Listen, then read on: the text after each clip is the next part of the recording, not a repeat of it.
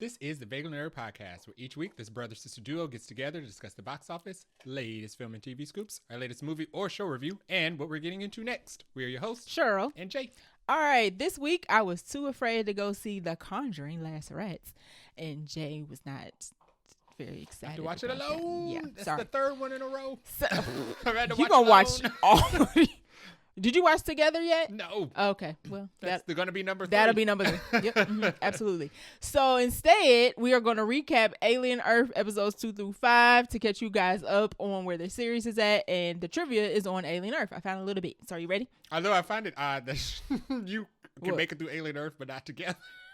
Yeah, I feel like they're equally gonna be. You know what? If you throw some sci-fi in a horror movie, I'm good. Okay. That's how you get me.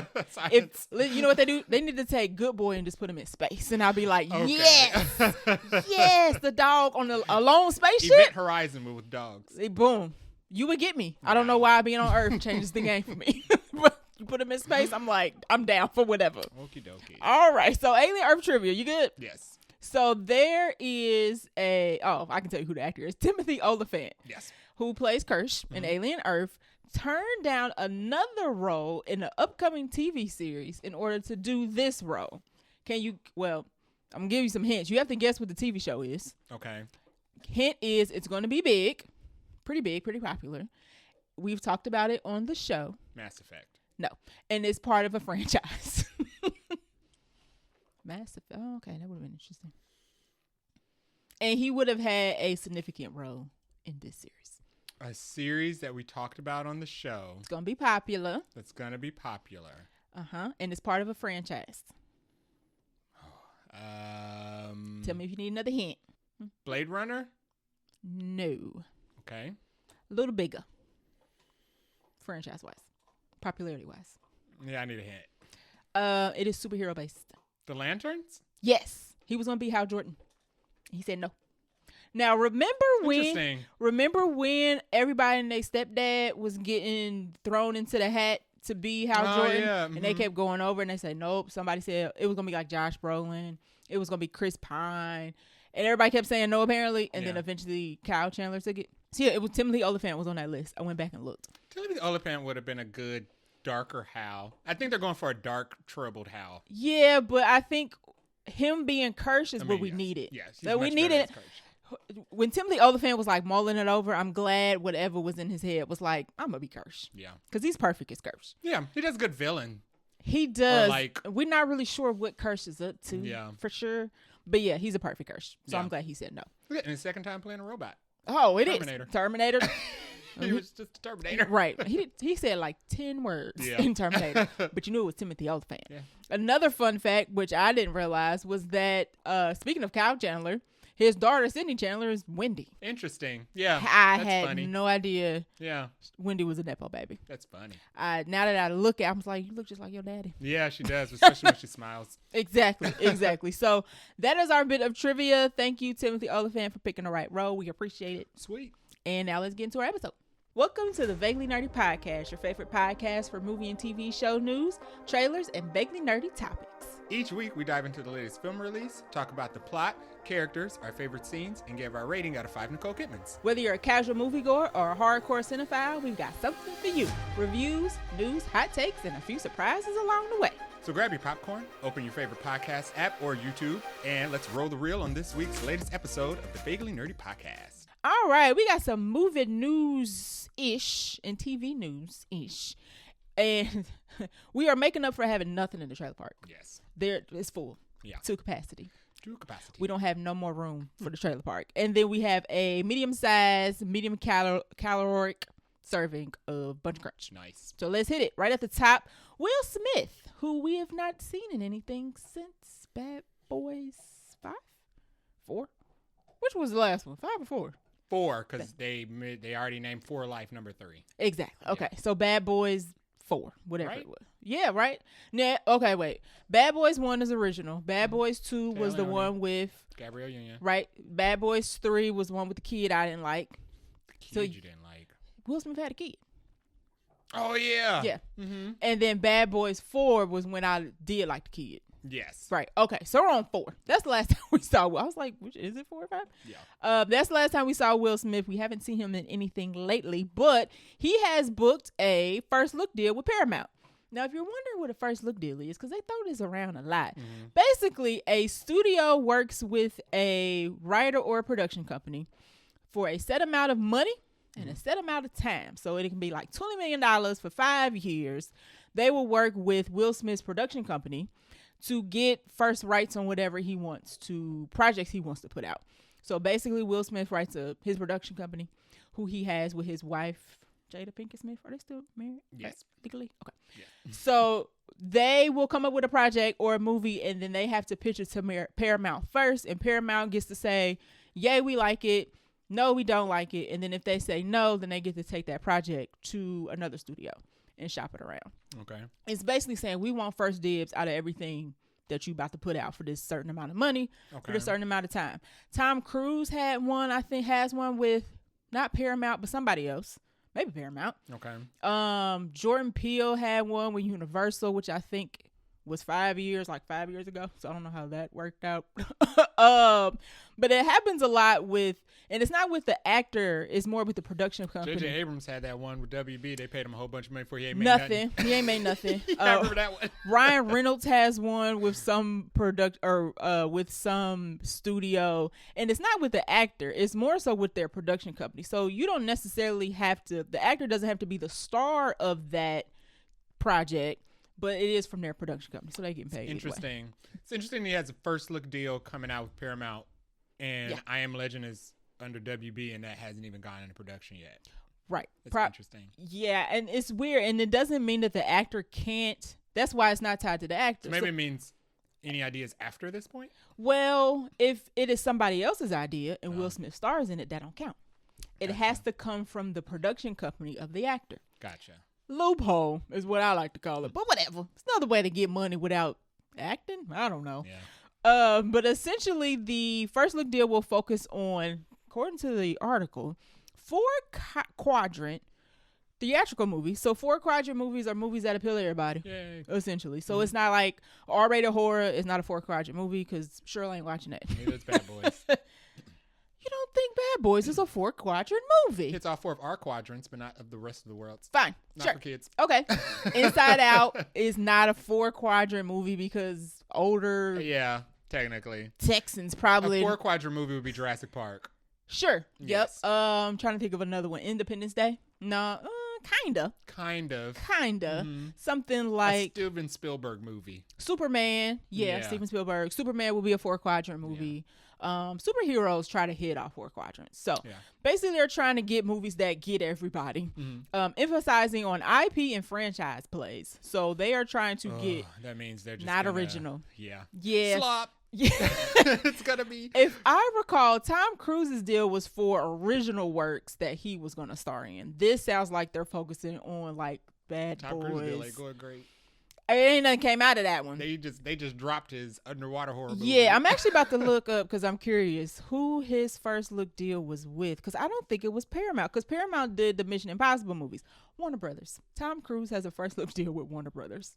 Interesting, and they just threw his underwater movie completely out the window. That's part of first look deal, right? They can say give us a shot first. We get first rights to look at it. If we say no, then we got to take it wherever you want. It must be too expensive. I can't imagine it'd be bad. It's probably gonna be $300 million.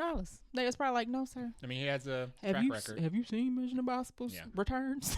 So, yeah, Will Smith's movies looks like they're not really caring about original content. One movie though, which is original, Sugar Bandits, which we talked about. Cocaine police. Yes, he's like a veteran turned cop who's like helping cocaine lords or something. Yeah.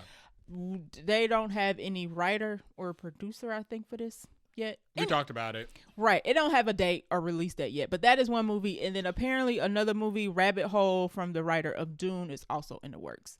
Both of those are original. So I'm not sure how they're saying it's focused on. Maybe they're trying to make these franchises. I don't know. I mean, these were talked about prior to this deal, so maybe they just inherited these. True. You were probably right. And then after that, they're going to be like Bad Boys 5. Transformers 7. Independence Day. He hasn't been in a Transformers movie, and that's Paramount. Is it? Transformers is Paramount. It don't matter. I remember because they, when the stars go over the mountain. Oh, they you're make the robot right. In the noises. intro. And then it's like a transformer. Yeah. Yeah, And Scream now. So. Yeah, I don't. We'll see. I want Will Smith in more stuff. I want Will Smith in different stuff, though. I would like to see him in more Sugar Bandits and Rabbit. I ain't seen these movies, but I want him in more original stuff than IP stuff. Yeah. Bad Boys 4 I liked, but we don't need another one. I mean, they're making a Bad Boys. They're already making another one. I know, but Yeah. we don't need it. But yeah, so good luck. Some of these first look deals don't produce Some of them never get a look. anything. The looks don't be looking. Yeah. And the studio say, the first studio that has the right says no, and then nobody picks it up, and we just never hear about it. Yeah. Until maybe the deal is over. It's a great way to gatekeep talent, though. It is. Keep 'em in a box. It's a good way to get content or projects from a production company, and they're just like, we get to look at it first. And Yeah. then until that deal is over, I mean, I gotta pay for it though, so it's not free. Yeah. But I don't know. It's very popular. It's not a first thing, but I think this is Will Smith's first time doing such a thing. So we'll see how it pans out. Cool. I'm Interested for I Am Legend too. Yeah. And I wonder if they're gonna make another iRobot. That would be one. I mean, this late in the game. Why not? I mean, What else? Why not? how did iRobot end again? I think they got their freedom. Happily ever after. Sonny got to go be a free robot. They have to essentially. undo that. Maybe Sonny's like a cop. That's worse. RoboCops, I think we're already going. AI robot cop. Yeah, that would probably it'd be RoboCop. No. We would be making RoboCop. Yeah.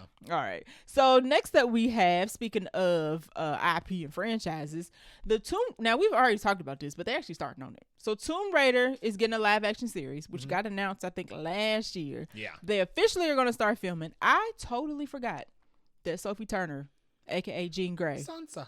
was I didn't watch this Game of Thrones, right? Yep. Okay. I know her as Jean Grey. Not a very good Jean Grey, but that's not just her fault. Anywho, she is going to be Lara Croft, which I completely forgot about, but I think she fits it. She looks like she could be Lara Croft. British. Is Lara That's Croft? the requirement, just like James Bond. You have to Okay. be British. Okay. She might need a buff. Was she like kind of built up in Game of Thrones? No. And Okay. Lara Croft's not like. She's not I like think the most buff Lara Croft's been is when she was Angelina Jolie. Okay, fine. Yeah. She don't need to be like Xena Warrior Princess, I No. guess. Okay. No, I take it back. Sorry. And I feel like they're gonna like She got the hair and everything though already. Yeah. Well, I mean, she's got the diet. She's got the length though. Oh, her hair is blonde. She a blonde. I think she's a redhead. Laura Croft is a brunette. Yeah. Oh, you're right. I don't know. Yeah. I'm thinking she a red. I'm getting her mixed up with Jean Grey. Sorry. Yeah.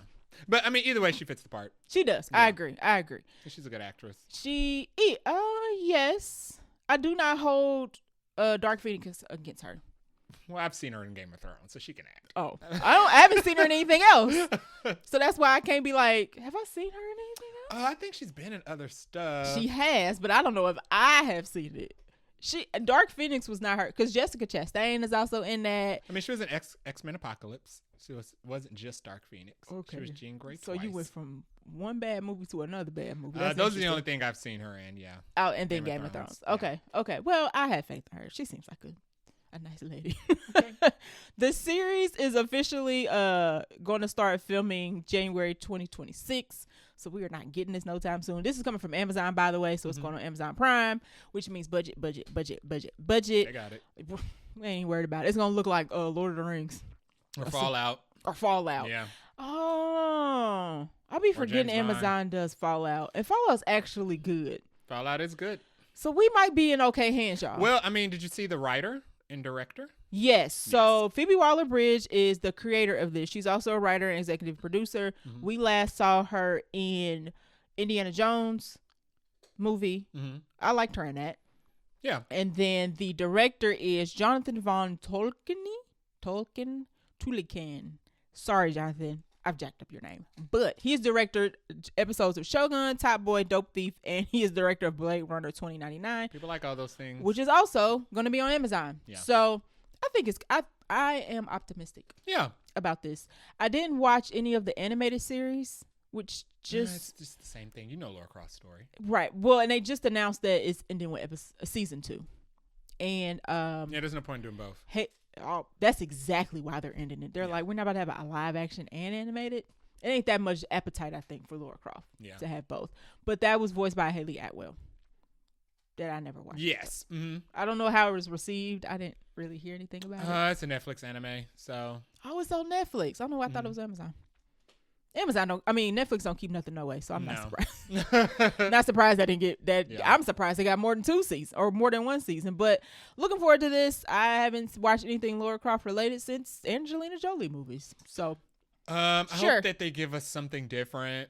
Yeah, we don't need an origin story. And they've done we've gotten the same origin story in the game, and then they did the same origin story in the Alicia Vikander live action movie that just came out over COVID. And then I forgot there was a middle thing there. They also did the same origin story in the anime.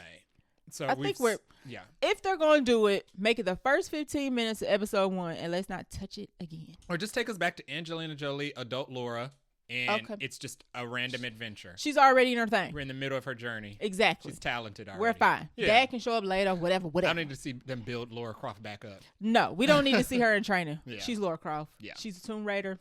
We got it. Just hop in it. We got it. So, yeah, I'm looking forward to this. We don't have a date. We just know that they started filming in this coming January, so maybe 2027. It's interesting that they're going to a series. Versus all the good movies are going to series now. What are the movies going to be about?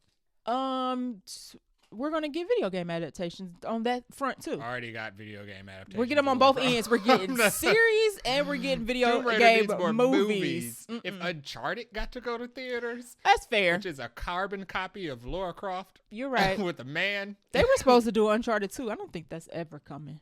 No. I think Tom is moved on. Tom is too busy. He moved on, and we don't want to see Mark Wahlberg or nothing. So he was an awful choice.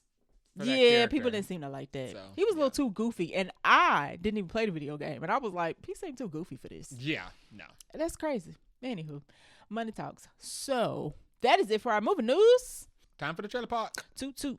BB. First stop on the trailer park is for Wuthering Heights. Wuthering Heights. Wuthering Heights. That's funny. This comes out February 14th, 2026, which is Valentine's Day. Terrible date. Terrible date for this movie. Well, let me put it this way. This movie does not give me Valentine's. It gives me tragedy. Should have put it on I don't know, something else. Halloween. Now it's a sexy tragedy. This is going to star Margot Robbie and Jacob Elordi. And what is this about? Wuthering Heights is a book. It's a very old book. It's like a classic. It's a very Shakespearean classic. Not that old, but it's a very old love, romance, tragedy novel about a orphan boy who washes up ashore on the island of a bunch of wealthy people and falls in love with the daughter. And they love each other for a little bit. They can't be together. She comes to her senses and marries somebody with some money, and he dies sad and upset about it. Pretty much. Yeah, that's this bunch of just turmoil and recklessness and habatury. It's Bridgerton with none of the happiness. Yeah, in the middle. But raunchy. It's a tragic love story. I guess you call it a love story. It's tragic, though. This is going to be directed by Emerald Fennell. The last Emerald Fennell movie that came out that I saw was Saltburn. I did not see. It wasn't very good. Most people didn't go see it until it came out on streaming. And they tried to pump that up as an Oscar contender, too, and people was like... Nobody was going for it. Nobody's going to go for this either. Nice try, buddy. Nobody's going for this either. I don't think this is going to be Oscar bait either. This is basically just the Saltburnification of Wuthering Heights. I agree. Trailer. By going by this trailer, I agree. For some reason, they're making it raunchy, like 50 Shades of Grey. This is about to be NC-17. Yeah. Or what's worse, NC-17 or NC-17 TVMA? is worse. Okay, well, I say whichever one is worse. It's that one. That one. So, yeah, it's basically just going to be Margot Robbie playing Catherine, Jacob Elordi playing Heathcliff, I think his name is. Yes. Mm-hmm. And it's going to follow the book. But we don't know how much it's going to follow the book. Raunchy. It's extremely raunchy. There's been I'm not putting it, our podcast is not rated all. So I'm not going to describe what they say the opening scene of the movie is, but just Google Wuthering Heights opening scene. And the description already tell you that the movie about to be on that level of it's going to be Saltburn. Extremely awkward and uncomfortable. It's going to be more scenes of the bathtub scene in Saltburn. Yeah, and if you don't know what that is, Google this that. This movie opens with a scene that's at worse. Sounds worse. Yeah, it opens with a scene that's worse than the bathtub It sounds scene. worse. But same for kids. This is no secret what goes on in this movie. This movie already went around the film festival circuit. So Yes. there are micro reviews already out there, but it's going to have its wide theatrical release on Valentine's Day. I expect it to do just as well as Saltburn, which is most people won't go see it and then it'll blow up on streaming. I think it'll do better than Saltburn, not by a lot, only because of Margot Robbie and a release date. Like, they purposely doing this on Valentine's Day. Because there's nobody else in this other than Margot Robbie. Jacob Elordi. I don't like him. But they didn't show up for Saltburn. I don't dislike him. Sorry. I haven't seen nothing that man is in. He's not very attractive. It seems like his better performance is going to be in Frankenstein. I've heard he's good in Frankenstein. Right. He's the Frankenstein's monster. Yeah. So that'll be my first time seeing him. I think this will do slightly better because they're going to try to make this an event film for Valentine's Day. Absolutely. They're going to try. Well, yeah. They're going to try. 50 Shades turned into an event. Yeah. They made a lot of money. Exactly. And I think that's what they're trying to go for. It also had diminishing returns. I don't know if it's going to be successful, but I think that's what they're going for. What's the budget on this? Probably too much. Let me see. Wuthering Heights film. Wikipedia says it ain't telling. It does say in a bidding war in October, led Netflix to bid $150 million for the distribution rights. Ooh. So they must have lost. Warner Brothers ultimately won with a significantly lower offer of $80 million. So they spent $80 million on the distribution rights, but we don't know how much it costs to actually make the movie. Okay. And funny enough, I'm seeing this.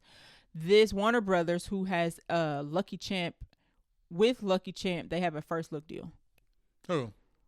Margot Robbie. Oh yeah, I remember that because of the success of Barbie. Speaking of first look deal, so this is an example of a first look deal. She's produced a lot of stuff though, so I mean she's actually doing stuff with her. I like Margot Robbie, but I will not be watching this movie. No. But if you watch it, I'm curious. We gonna hear the Discord regardless. But I'm curious if you do you want to go see this? Who, me? Oh, you were asking me. I thought you were asking the listeners. No, I am. You no, want to go me, see this? absolutely not. Just checking. I didn't think so. I didn't think so. I know how this ends. I know where this is going, and I'm not interested. Yeah. No. It's still a sad story. It's still. I'm not swayed by the raunchiness. Right. Raunchy. I don't really care about raunchy, really, but it got. No. Not interested. Anyway. Next stop on the trailer park is for Die My Love. This comes out November 17th. This is going to star Jennifer Lawrence, Robert Pattinson, and Lakeith Stanfield, who was not in this trailer. Not at all. And I was looking for him too. Like, is he? Is he in the party? Is he in the background? In a corner? No. Is he narrating? Nope, he's not. So what is this about? Grayson Jackson, Jennifer Lawrence, and Robert, respectively, a young couple who moved from New York City to Jackson's rural childhood home in Montana are in search for a quieter life. Ain't never good. As they adjust to their new surroundings and become parents, Grace begins to struggle with feelings of isolation and psychological distress. Also not good. Her deteriorating mental health gradually drives their marriage into unsettling and unpredictable territory. That's what the trailer gives. It's given they're happy, they're terrible, they were happy at one point. It's given Jennifer Lawrence is used to living in New York, and then Robert Pattinson moved her out to the country, and now she's alone and dealing with postpartum. And he's probably not there for her. Yeah. And some postpartum, some mental health. She's probably cheating. Yeah. They both probably cheating. Yeah. She's probably hallucinating.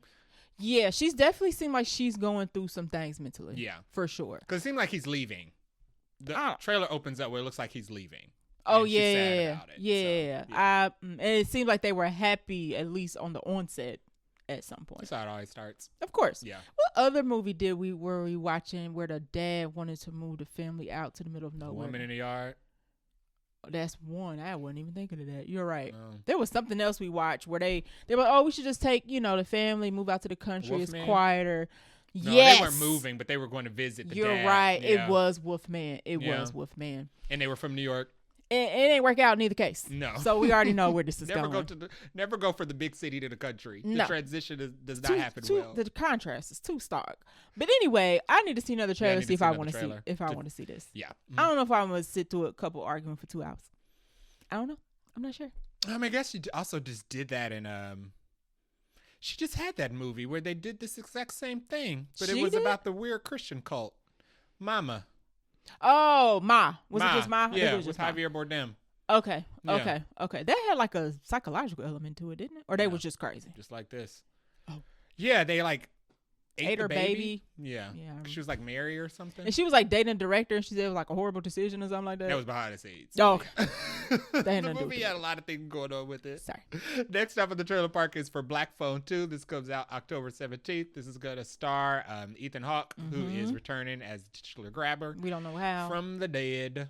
We don't know how. The trailer still does not explain how. So basically, however the kids that he killed found a way to exist in the afterlife and communicate, he says in the trailer he also cracked that code. However, he had found the ability to kill children in their dreams. Yeah. Basically, it looks like the brother and sister are back. They're a little bit older. The sister is still having her witchy premonitions, but it looks like she's having dreams about the deaths of a bunch of kids at a camp.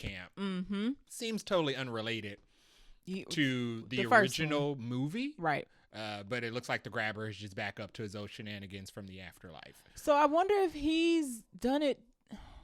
I'm confused about how he's back, but you kind of maybe explained it. Yeah. And then he just like randomly picked another camp to start messing with more kids? I don't get the point of the connection of the youth camp. Because she says in the trailer is a reason why he brought us here. So it seems like he did it and knew that she was going to have the... I don't know. It's not, I think he's not using the crystal sister. clear. The sister's powers obviously have something to do with... She's able to reach to the other side to where he is. Right. It doesn't seem like he's killing her, but it seems like he's tearing her up, though. when she experiences the deaths, it kind of like harms her too. Yeah. Yeah. Something happened. Seems like he's like... When it looks like he's killing her, he's actually killing the kids. Yeah. And she's just explaining to her brother what's happening, but she's also kind of experiencing the deaths too. It's very Freddy Krueger. I hope she lives because I liked her much more than the brother. I like them both, but I liked her because she has the power. She has the shine. Is the brother from something else? How to Train Your Dragon. There it is. Yeah. I didn't see that, but I know him from his face from the trailer. I'm like, this kid look real familiar. Yeah. Okay. Interesting. He's quite a filmography going from How to Train Your Dragon to Black Phone. So...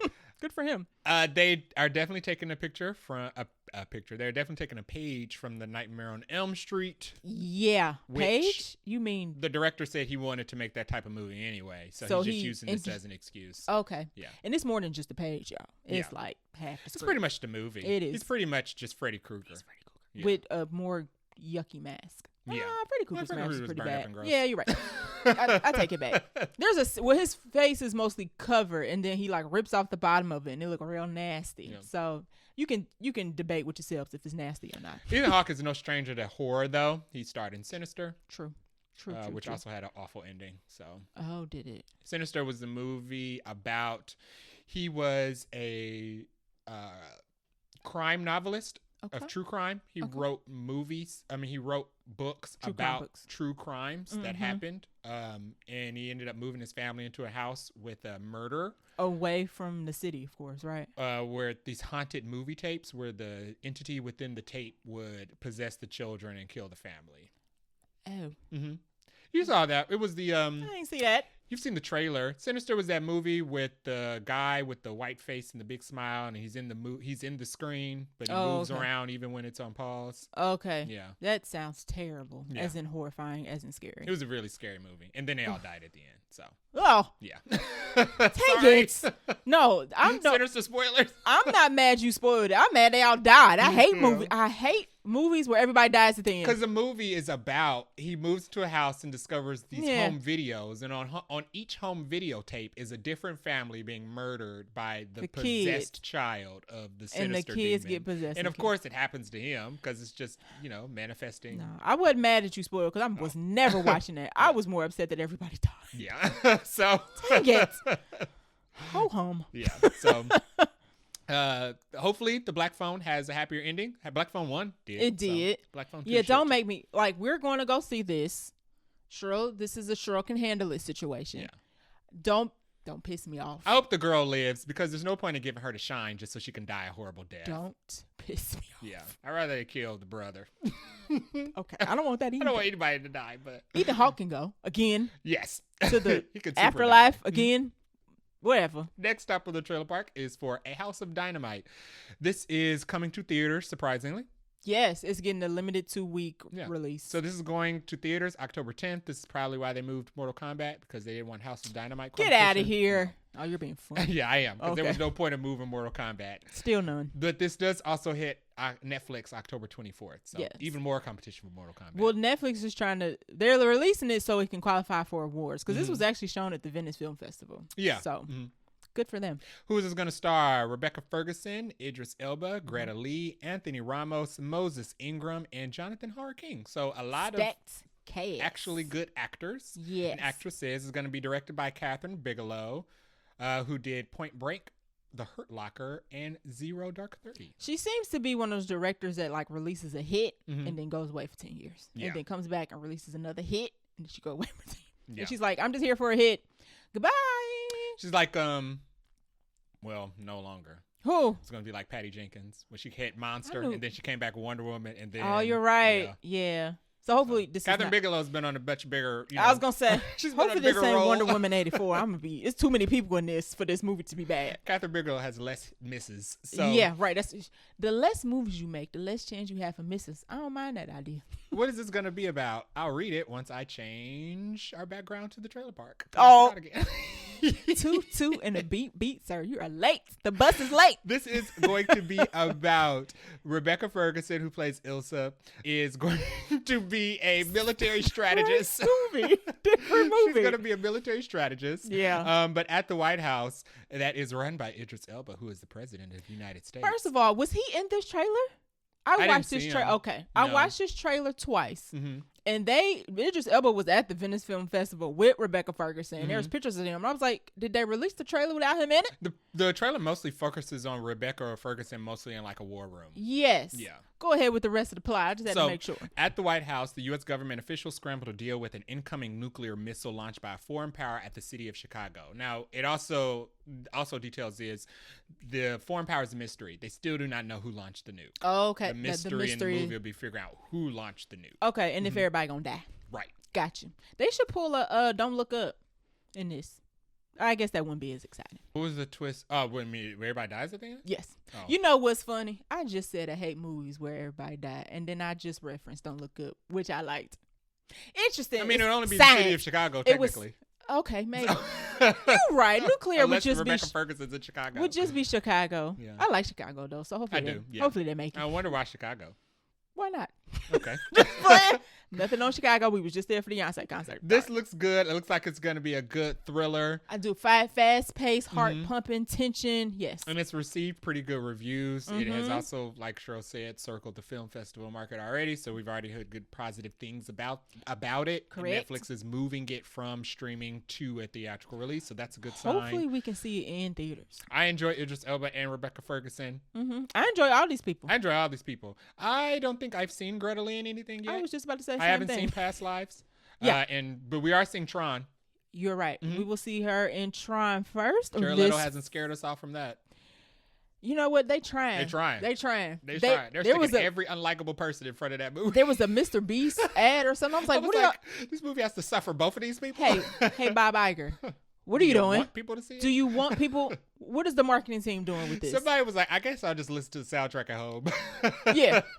Listen, because they don't have a good soundtrack. Them soundtracks was like hotcakes at Comic-Con. So, because they gave away like an actual vinyl. So we'll see. We was talking about Greta Lee where I was about to get on a Tron train. So I think we'll see. I think Tron comes out first. Okay, so we'll see her in that first and then see her in this. Okay, cool. Yeah, so cool. Excited about this. I am looking forward to this.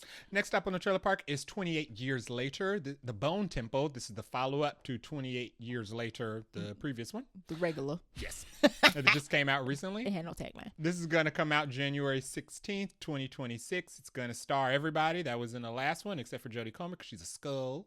Yeah. And with the addition of Remick.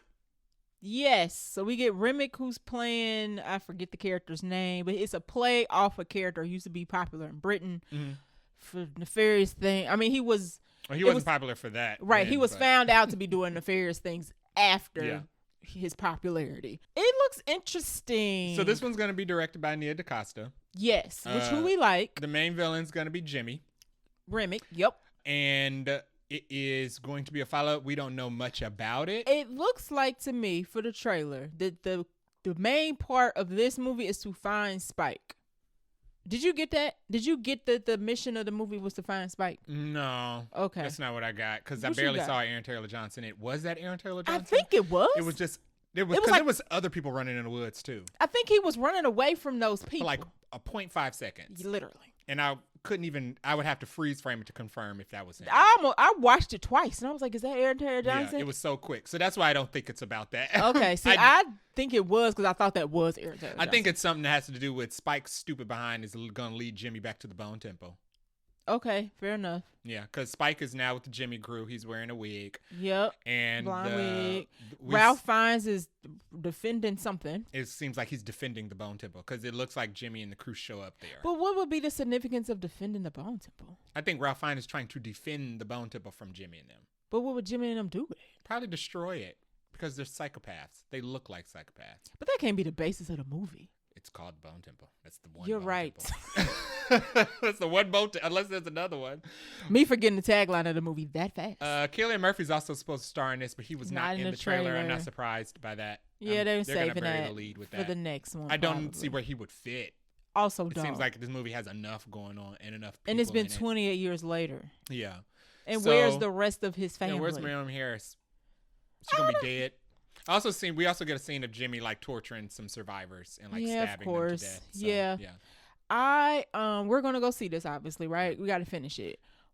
We did not love the first one, and we did not love the first one because it focused on Spike through like 3/4 of the movie, and this one looked like it's focusing on Spike for like 9/10 of the movie. Yeah. So we'll see. And Nia DaCosta we trust. For me, 28 has now become one of those franchises where it has more misses than hits. It has 1.5 good movies. Did you the like first movie was good, the second one wasn't. Okay. Half of this last one was good. Fair enough. Mm-hmm. The second half of this last one was good. It was stupid. I like the very beginning of the last one and then the very end. It was stupid because he took Jodie Comer out of the village, but once I got over that, it was at least entertaining to look at. I wanted to see more Aaron Taylor Johnson because I thought that's what we was going to see. Yeah, him and Spike like duking it out, but Aaron ain't in half the movie. Yeah, they pulled a trick on us about the plot halfway through the movie, and that was disappointing. Yeah. And Ralph Fiennes has the best parts of the movie, so whatever. The last movie ruined my enthusiasm for this one. That's fair. I can't even blame you for that. I am not put off by it. I'm just not excited about it. I'm trying to be optimistic. I'm still interested in seeing it because it is directed by Nia DaCosta. Right. And because it seems like we're going to get more Ralph Fiennes. Yes, and I mean, and Ralph Fiennes was the best part of the last movie. I was gonna say he's Ralph Fiennes. Yes. Now there is talk of if these two collectively do well, they do have an idea for a third one. Okay. So I think this one is supposed to end to where like this could be the end, but they could also take it further depending on how this goes. Okay. So we'll see. It's January. January is not known for being where you put movies you want to do well because it's January. But nothing else comes out, so we'll see. Yeah. We'll see. I don't know. What comes out on Christmas? Avatar? Avatar is right before Christmas and then Anaconda. Okay, so Anaconda's not competition. It's going to be quiet. It's going to be a quiet January. Christmas season, I think. I mean, Avatar is going to make all the money, essentially. Yeah, it's going to make all the money. Yeah, but I don't think Avatar and 28 are in competition. Avatar would be a 4-quadrant film and 28 would not. Correct. Yes. Speaking of which, you are correct. You are correct. But I don't know. I have mixed emotions about this. Same. I went into the first one. I had just watched 28 Days. What was the first? 28 Hours? Mm-hmm. What was the first movie? 28 years. 28 hours. 28 years. No, the very first 28 days. Okay. Yes. Hours. Days, weeks, and years. Okay. Months. I had just watched the first one, so I was like super hyped, and then I didn't watch the second one. You would like the second one. It wasn't. I enjoyed the second one because it added more lore and it had good actors, Jeremy Renner and Rose Byrne. Okay. Or the stars in that one. Okay. And then I'm with Jay. I enjoyed the half of the last one, but two different halves. I enjoyed a little bit. I've enjoyed most of the beginning, hated most of the middle, but I enjoyed it. Most of the end. It came slightly, and then that very end was like, what did I just watch? Yeah. So we'll see. Yeah. We'll see. We'll be watching it. We'll let you guys know. I will say that I'm interested in more of the zombie lore. Nia DaCosta said that it's going to be more, I guess, infected, not zombies. But also, it looks like there's going to be more evolution. It looks like Ralph Fiennes communicating with Atuma. I don't remember his name, but he reminds me of Atuma. Samson was his from, name. Black Panther, because he's so big. Yeah, he is huge. Atuma. I hope they put on clothes. They're not going to do that. Okay. No. They're not doing that now. Can they just not be so close this time? They were clothed in the trailer once again. Like yeah, they did the first time, they're going to be super naked in the movie. I just don't want them to be as close. That's all. I mean... That movie was rated R for a reason, and that's because that was in C-17. They don't have no clothes on, and they was real close to some of them shots. Gross. I'm just letting y'all know. So it sounds like we're going to get more. Next stop on the trailer park is for actual zombies.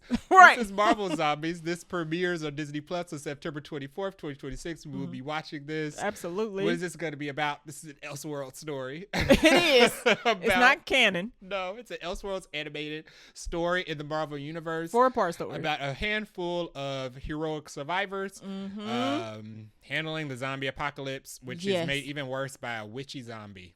Who's the Scarlet Witch. And I think our non-infected are 2 of our 9, or I think there's 4.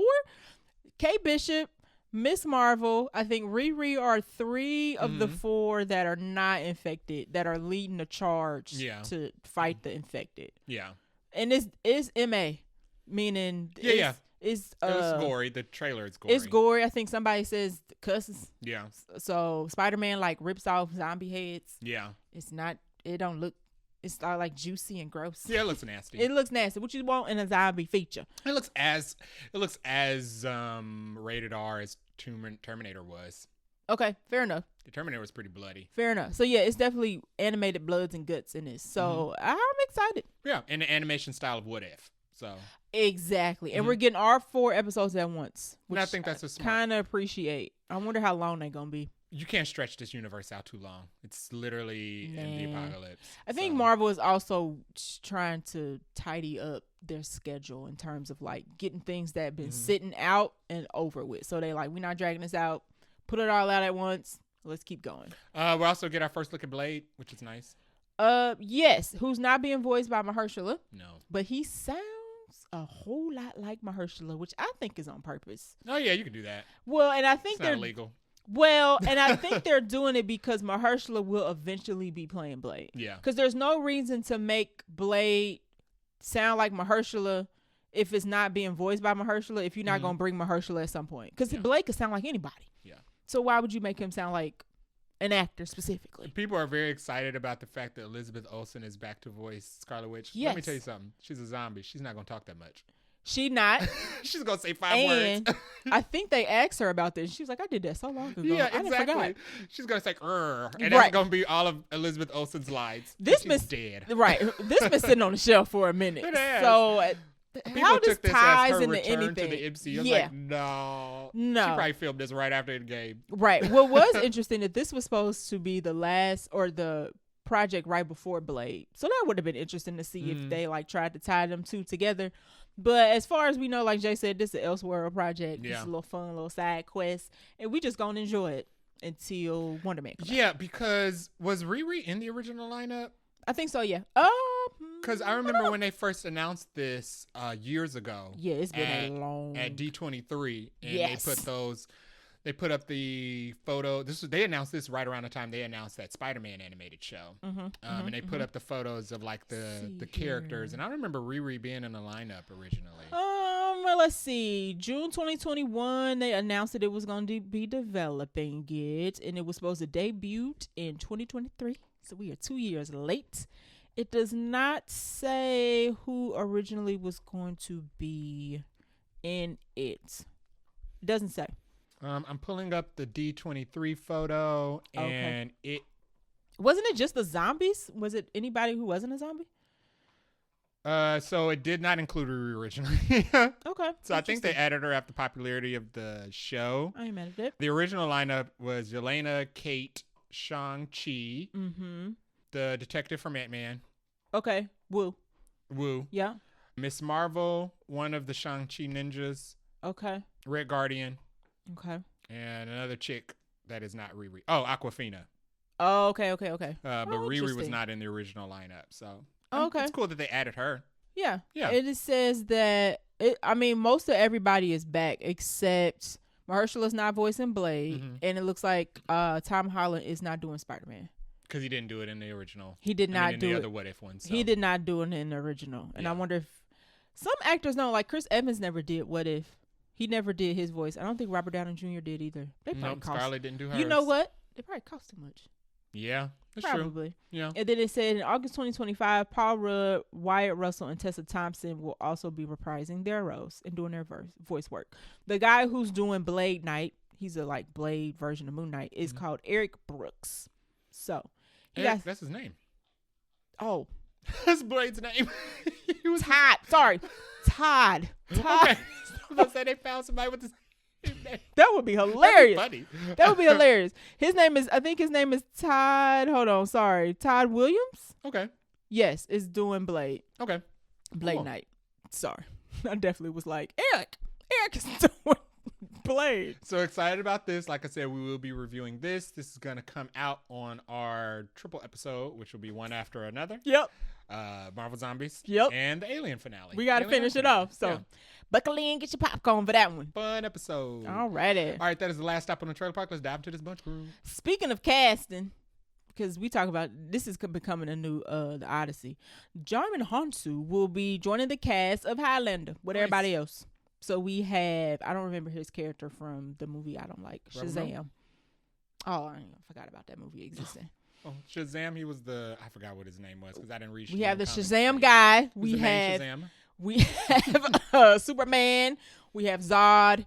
Not Zod. We have what's Superman's name? No, you're right, Zod. Zod. I mean Jor-El. Jor-El. Also, we have he also played Drax, and we have Nebula, and we have Amy Winehouse. Yeah, she's the only one who hasn't played a superhero. There we go. There we go. So good for him. Yeah. We still don't know the plot. It's Highlander. He's there Highlander. can only be one. He's Highlander. That's the plot. Exactly. Swordsman. So.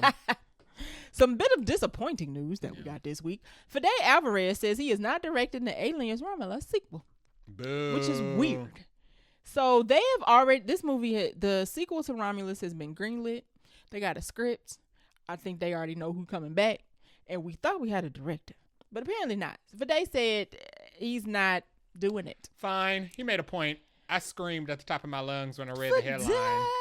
But he made a point. Nobody's ever did 2 in a row. Whatever. I don't know if that's valid. I mean, I don't know if that's a valid. Not enough of an excuse. Exactly. But it means it's not surprising. Just say there's something else you got a hold of that you rather do. He said, we love the story, which means they already got the script done. Now we just need to find a director that really wants to go for the jugular, which would have been him. Going to be pretty terrible. It means that 4th act's going to be pretty bad. Pretty bad.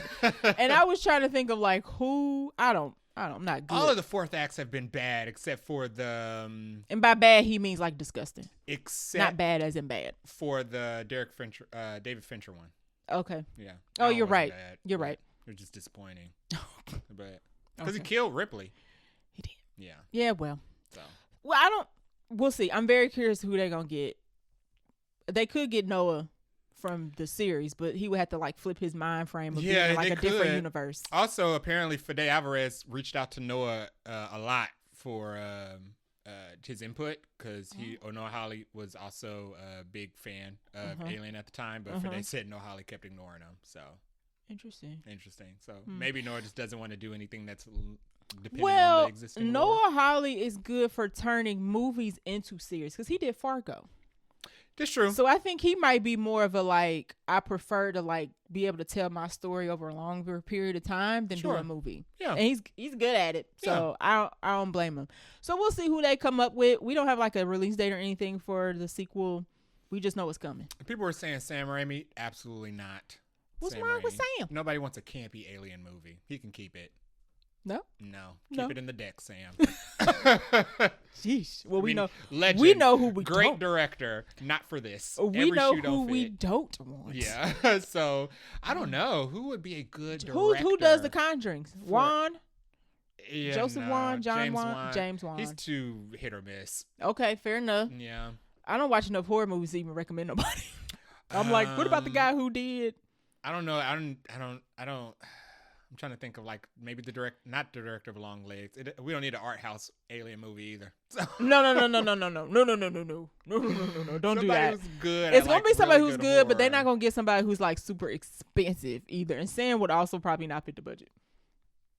I think Alien Romulus budget was like $2, and it made a bunch of money. It was really cheap. So we'll see. I hope they pick the right person. Because Romulus got us on the high. We got Alien Earth on the high. It would be a shame for us to be like, pew, pew. So Alien. And then we got Predators doing good. Yeah. Oh, get the Predator guy.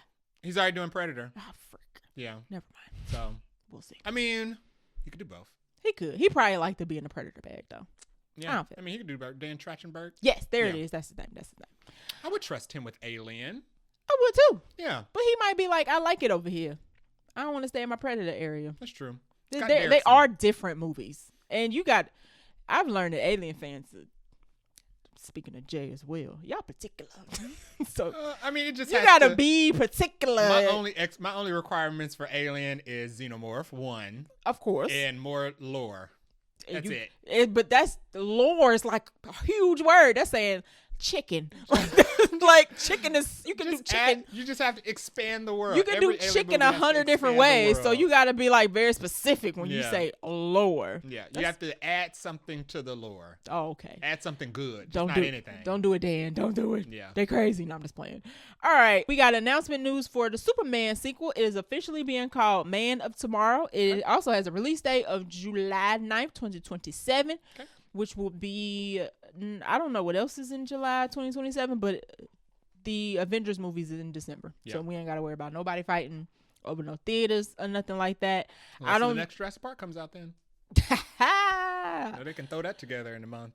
I wonder why they didn't put July 4th weekend. Hold on one second. Another, I Know What You Did Last Summer? I don't know, because that is very strange that they didn't just put it on July 4th. Do people go to the movies on July 4th? Is it like Jurassic Halloween? Park. Jurassic Park came out on July 4th. So, hold on, because now Cheryl is curious of what's coming out. Currently, at this point in time, A Quiet Place Part 3 and Men of Tomorrow are coming out on the same day. Ooh. Marvel has an untitled film slotted for the 23rd. That's not coming out. Probably not. No. Shrek 5 is the week before. That might hurt. And the week before that, so it goes Into the Spider-Verse. I'm sorry, Beyond the Spider-Verse. Is before it? Comes out June 25th. Okay. That's kind of close. Shrek 5, Man of Tomorrow, and A Quiet Place Part 3, apparently. And then after that is the Bluey movie they just announced. That might do better than Superman. It is. Yeah. Actually, they're a month apart. Okay, so they might not fight, but they a month apart. And if you want them screens, gonna be snatched. Yeah, we still haven't learned our lesson apparently, because horror does well regardless, all over the world. A Quiet Place has a fandom at this point. And it's like The Conjuring. Have no misses. No, people enjoyed that last one quite a bit. People trust it. Right. And Spider-Man, no matter who is the Spider-Man, Miles or Peter, is an international we've superstar. been waiting for this Spider-Man forever. It's been 100 years. Yeah. So Spider-Man Beyond the Spider-Verse and Superman Man of Tomorrow are currently 2 weeks apart, and I think that's too close. When it comes to movies, and everybody learned their lesson from missing that first Beyond the Spider-Verse movie in theaters. Yeah, nobody's missing them in now theaters it's a thing, anymore. right? Yeah. Now it's a thing. And Spider-Man's like an internationally beloved superhero. Them too close. And we learned this year that Superman is only loved in the country. Them too. So, they called mostly loved in the country. They call him what did they call Superman? Oh God, there was a name. Domestic Man. That's not right, but it was funny. This is funny. Sorry. So yeah, they're currently 2 weeks apart as it is right now, and then you have Shrek 5 in the middle of them. That's terrible. That is a terrible. But the movie theaters will be extremely happy. Yeah. I don't know if the studios, and those are all separate studios, so they're gonna be fighting it out. But I mean, like Superman, I guess doesn't have to make a lot of money to be successful. So that's what everybody said this year. You don't think that this Superman needs to make more than the last one? It only needs to make at least $500 million. Okay. I mean, who cares? But I'm not going with you on that one. They say that. It sounds good. Everybody says Superman doesn't have to make money. It sounds good on paper. But I don't think WB going to be like $500 million. Yeah. Sir. You about to get kicked up out of here. I mean, WB will be pissed, but everybody else will be The fans will be happy. It's not our money, right? It's not our money. Anywho, speaking of movies coming out, Wake Up Dead Man, the Knives Out mystery. This will be the third in the franchise. Is actually getting a theatrical date. So once again, Netflix is putting it in theaters. It will come out. It'll be the Thanksgiving movie of the year, nice. November 26th, and then it will go to Netflix December 12th. So we watched the last one in theaters. Yep, because the first one didn't come out in theaters. Exactly. So I feel like this will be our after dinner movie for Thanksgiving. Nice. Yeah, I'm looking forward to this. I keep forgetting all the 1,200 people that are in this, but I'm looking forward to this. So this will be good. All right. So that is all the movie news, Trailer Park, and Buncha Crunch this week. We're going to take a short break and come back for our review of Alien Earth, episodes 2 through 5. Hey. This week and past weeks, we've been keeping up on Alien Earth. Yes. So we already reviewed the first episode. So now we're going to go back and recap and review episodes 2, 3, 4, and 5. This has 8 episodes. So we will also come back and do the rest of the episodes when the finale hits. So if you are not hip to Alien Earth, this started on August 12th, 2025. You can find it on Hulu or Disney Plus. You get ads either way. Let me tell you that. If you watch it on Disney Plus with no ad account, you get the ads. Not very happy about that, Disney. But anyway, I'll take that up with a comment card. The creator of Alien Earth is Noah Hawley. Do we want to go back over the characters? I guess I can give like a rundown of characters real quick. Sure. It's a lot though. So I'm going to group them. Okay. We have Sydney Chandler, who plays Wendy. She is like our lead kid, we will say. She's the strongest of all of them, and she's special. We also have Hermit, who plays her brother. It has been revealed that it's her brother. We all know that. That is not a spoiler. We have Dame Sylvia, who is the kid's mom, air quotes, but she's the one who's like the mother figure of the kids. Boy Cavalier, who is our CEO of Prodigy. So Prodigy is the competitor of Weyland Yutani in this series. There are 5 companies. We are only introduced to 2, like, on the show. They give us the names of all of them, but they don't talk about them anymore. Yes, so the show revolves around Weyland Yutani, obviously, and Prodigy, which is new to us. We have Morrow, who is the Maginot's cyborg. Did I say that right? Maginot?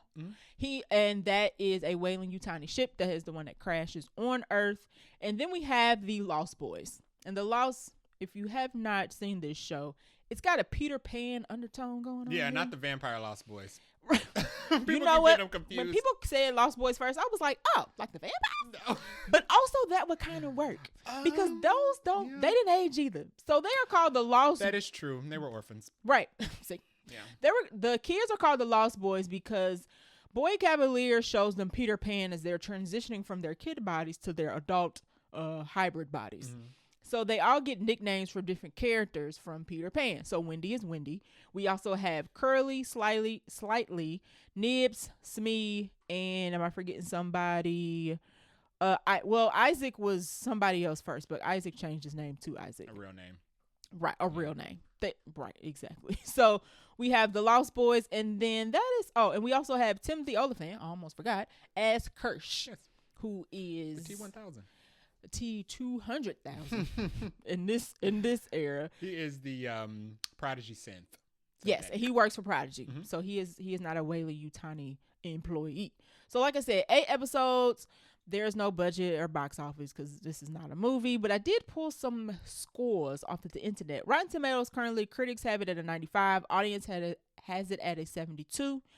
IMDb has it at a 7.6, which is good for IMDb because IMDb's be like 3.4s. Yeah. And then Metacritic, out of my own curiosity, critics have it at 85. Users have it at a 5.6. Now, I will say this about reviews for Alien Earth. I don't feel like the people get it.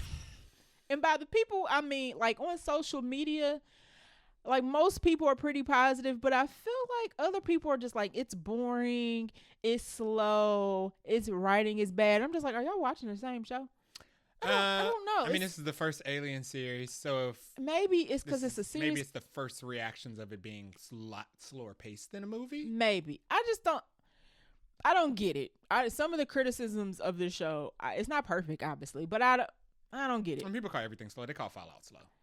That's also stupid. Yeah. Anyway. So people's opinions are wrong. Right. Hello. So instead of doing our usual rundown, we're just going to go episode by episode.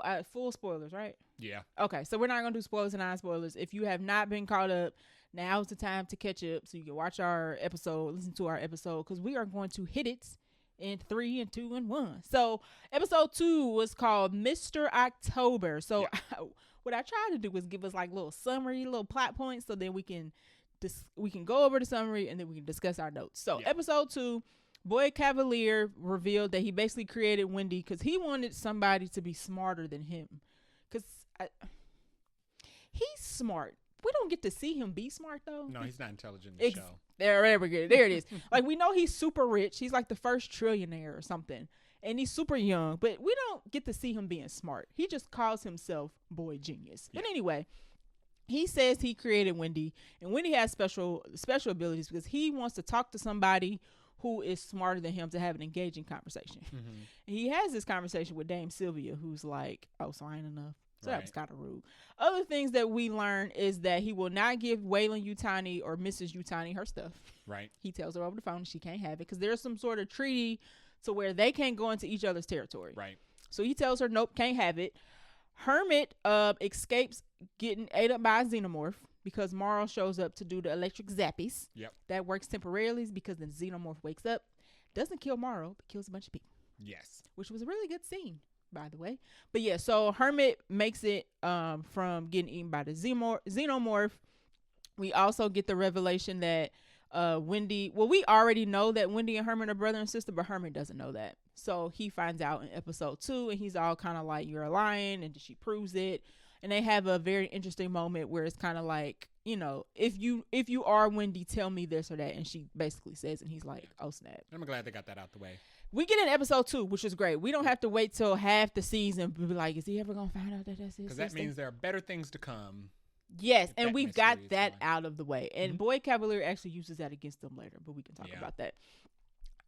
One thing else that happened in episode 2, Kirsch, who is leading the rest of the Lost Boys around, which is very hilarious because these kids are still kids. Yeah. Okay, they're called the Lost Boys for a reason. They literally don't grow up mentally. They find some eggs, and then in that scene there is an encounter with Morrow and Kirsch, I think, or maybe that might be next episode. Yeah. Mm-hmm. Okay. And then that episode ends with the xenomorph knocking Hermit out down a couple floors. Oh no, that is the next episode. Yes. Okay. Mm-hmm. So we don't get Kirsch and Morrow to the next episode, but Kirsch is basically taking the Lost Boys around the ship because Boy Cavalier is like, bring that junk back to the lab. So they're trying to collect basically all the specimens of the alien on the ship, or the aliens on the ship. Kirsch is leading the way. It is very obvious that these kids are still kids, and Kirsch is treating them not like kids. Yeah. He's treating them like adults, which is very interesting. And then that episode ends with the xenomorph shows up and knocks Hermit down the hole that's in the ship, and then it cuts. Yep. And Wendy goes after him. Yep. So that's where we are. So what did you think about episode 2? Any particular? This one was kind of not a filler, but it wasn't as much setup, I guess, as episode 1. I liked episode 2. Okay. Episode 2 was pretty much just Wendy going to save her brother. Yes. I thought that was a good episode. Mm-hmm. I extremely enjoyed the scene of the xenomorph killing the party of idiots. God, it was so who didn't want to leave. So Hermit is a rescue crew. Yeah. They're going around because the ship has crashed into an apartment building, and they are going around to make sure that people are getting out safe.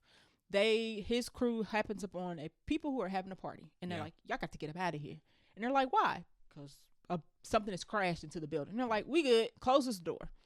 They should have left. Yeah. Because the xenomorph shows up and kills all of them. I thought that scene was great. I spotted the xenomorph immediately in the background of the shot as the statue.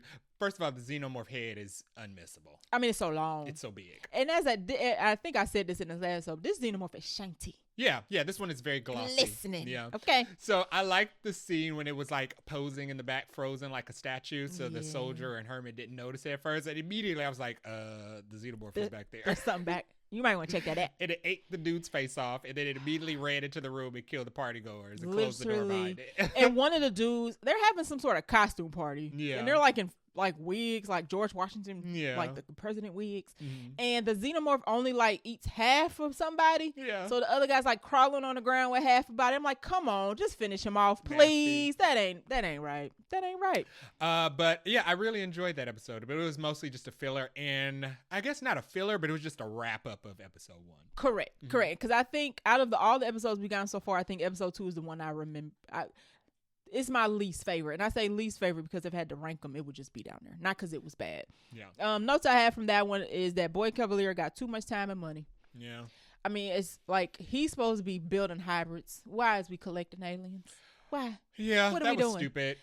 Even his crew is even his staff is kind of like, this is a stupid change, Right. of course, for the amount of money we spend on these synthetics to just be researching these random animals that you got from these planets. Yeah, he got too much money. It does. And too much time. And what can you do with these organisms? We don't, right. Like, obviously he's going to study them, but it's like study them to do what? It's an invasive species. It means nothing it can do is good because invasive's not good. And it's not just one species. Yeah. There's like 5. Multiple. And you know nothing about them because you weren't the one who went out there to get them. But he's Right. the genius, so. You're right. So he says. We ain't seen it yet. Yeah. Another thing I have is that when he tells you Tiny she can't go and get her stuff, I'm like, you're right. That's not going to last very long. I said, you don't know Wailing Tiny. Wailing Tiny don't give up. They, and they don't care about sacrificing anybody. Right. And she's real polite about it, like, okay, sure, I won't come get my things. I'm like, she's definitely coming to get her things. Like, boy, please. You can tell he's like a boy. Like, boy genius. Boy is good for his name. He ain't been around as long as Wailing Tiny's been around. So which is funny. It don't seem smart. Because this is a prequel. Wailing Tiny's still around in the rest of the movies. Right.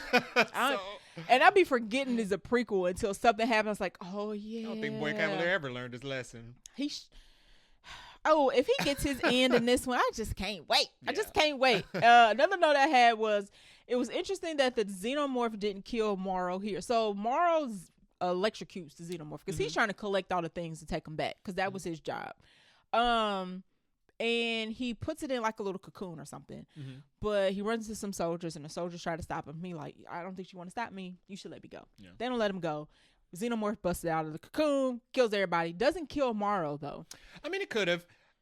But why does it not when it was going to kill Morrow when we first, in episode 1, on the ship? Like, it was coming at Morrow like, I'm ready to eat you. But here it was kind of like, you shouldn't have locked me up in that cocoon. Gotta go.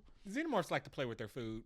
Okay. Yeah. They do a lot of in-your-face teeth showing before they kill you. So, okay. And he was interrupted. So because Morrow's not a synthetic. He's just got a cyborg arm of some sort. I just think Morrow survived because of plot armor 1. But I do think the xenomorph would have killed him had he not been interrupted by the rest of the soldiers. Because he was sweating pretty bad. So I think he thought it was going to kill him. Right. Because, I mean, it's a funny shot because in the trailer or the clips, you see Morrow, you see him sweating, but they cut it so tight, you just see chaos in the background, but you're not sure what it is. Yeah. The wide shot of that is the xenomorph tearing them people apart. Yeah.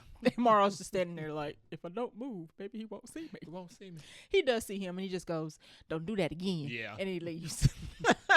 So that episode was good. Now, we got episode 1 and 2 together, so you can watch them back to back. So it kind of felt like a little mini movie because they found 1, so. Right. And the episodes are an hour each. Yeah. So you get, I think 1 is like 105. I was like, ooh, y'all pushing it. So we saw episode 1 at Comic-Con. I was really waiting for episode 2. Yes. Was good. It was good. Yeah. It was good. It was good. All right. Are you ready to talk about episode 3? Sure. So episode 3, go ahead. Hit it. I was going to say episode 3,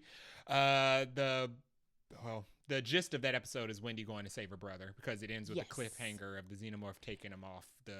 Now people keep saying Hermit has plot armor. Which no, I don't think so. The xenomorph. One thing people who don't watch the movies, xenomorph, if it doesn't have a existing queen, it keeps the humans alive because it needs a living host. It needs living hosts to stick the facehuggers on. So I think that's why I didn't kill Joe immediately. Okay, fair enough. Because if it doesn't have a living queen, it either egg morphs you or it sticks a facehugger on you. So and now we have not seen any facehuggers at this point. No, at this point we've only seen the eggs. Correct. But we do know that. We get a shot of 2 facehuggers that are still in containment on the ship. But yeah, no actual facehugger action. No. Yes. So this one's called Metamorphosis. Like Jay said, this is mainly about Wendy going to find Hermit. She does, or Joe. Is it Joe? Hermit? Both. Okay. Yeah. Hermit, I think, is his military nickname.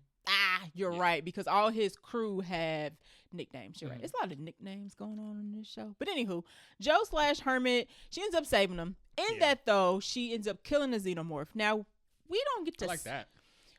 It sounded... Now, we don't get to see it, but all we hear is... I mean, we get to see it a little bit. We get to see it, and that's not a dislike. It's just, I was like, well, how strong is she possibly... to kill a frick? I mean, she chop her head off. Yeah, so I mean, she's real bad. As strong as Andy. Andy could hold those doors open. Oh, you're right. Those airlock doors open. So synthetics are pretty strong. Wendy ain't no slouch. No, I like I mean, it was the first time we've seen somebody hook its inner mouth. I thought that was funny. Now the xenomorph getting beat up in this. Yeah, it ain't just killing people and moving about his business. Yeah. It's people fighting back. She's pretty strong. So she hooks it in its inner mouth and then drags it into a room and then chops his head off. But it gets her too. So yeah. So she ends up being, at the very end of this episode, she ends up being injured. Yeah. And they have to take her. They take her back. Obviously, they take all the alien specimens back. The chopped up xeno, all of the the eye, the egg, the plant, all of the species get collected and brought back to Prodigy in this. Kirsch and Morrow have a run-in. So Morrow has been trying to go around collecting what he can, but he runs into two of the kids. Question. Yeah. How does the plant move? How did it end up in the hallway?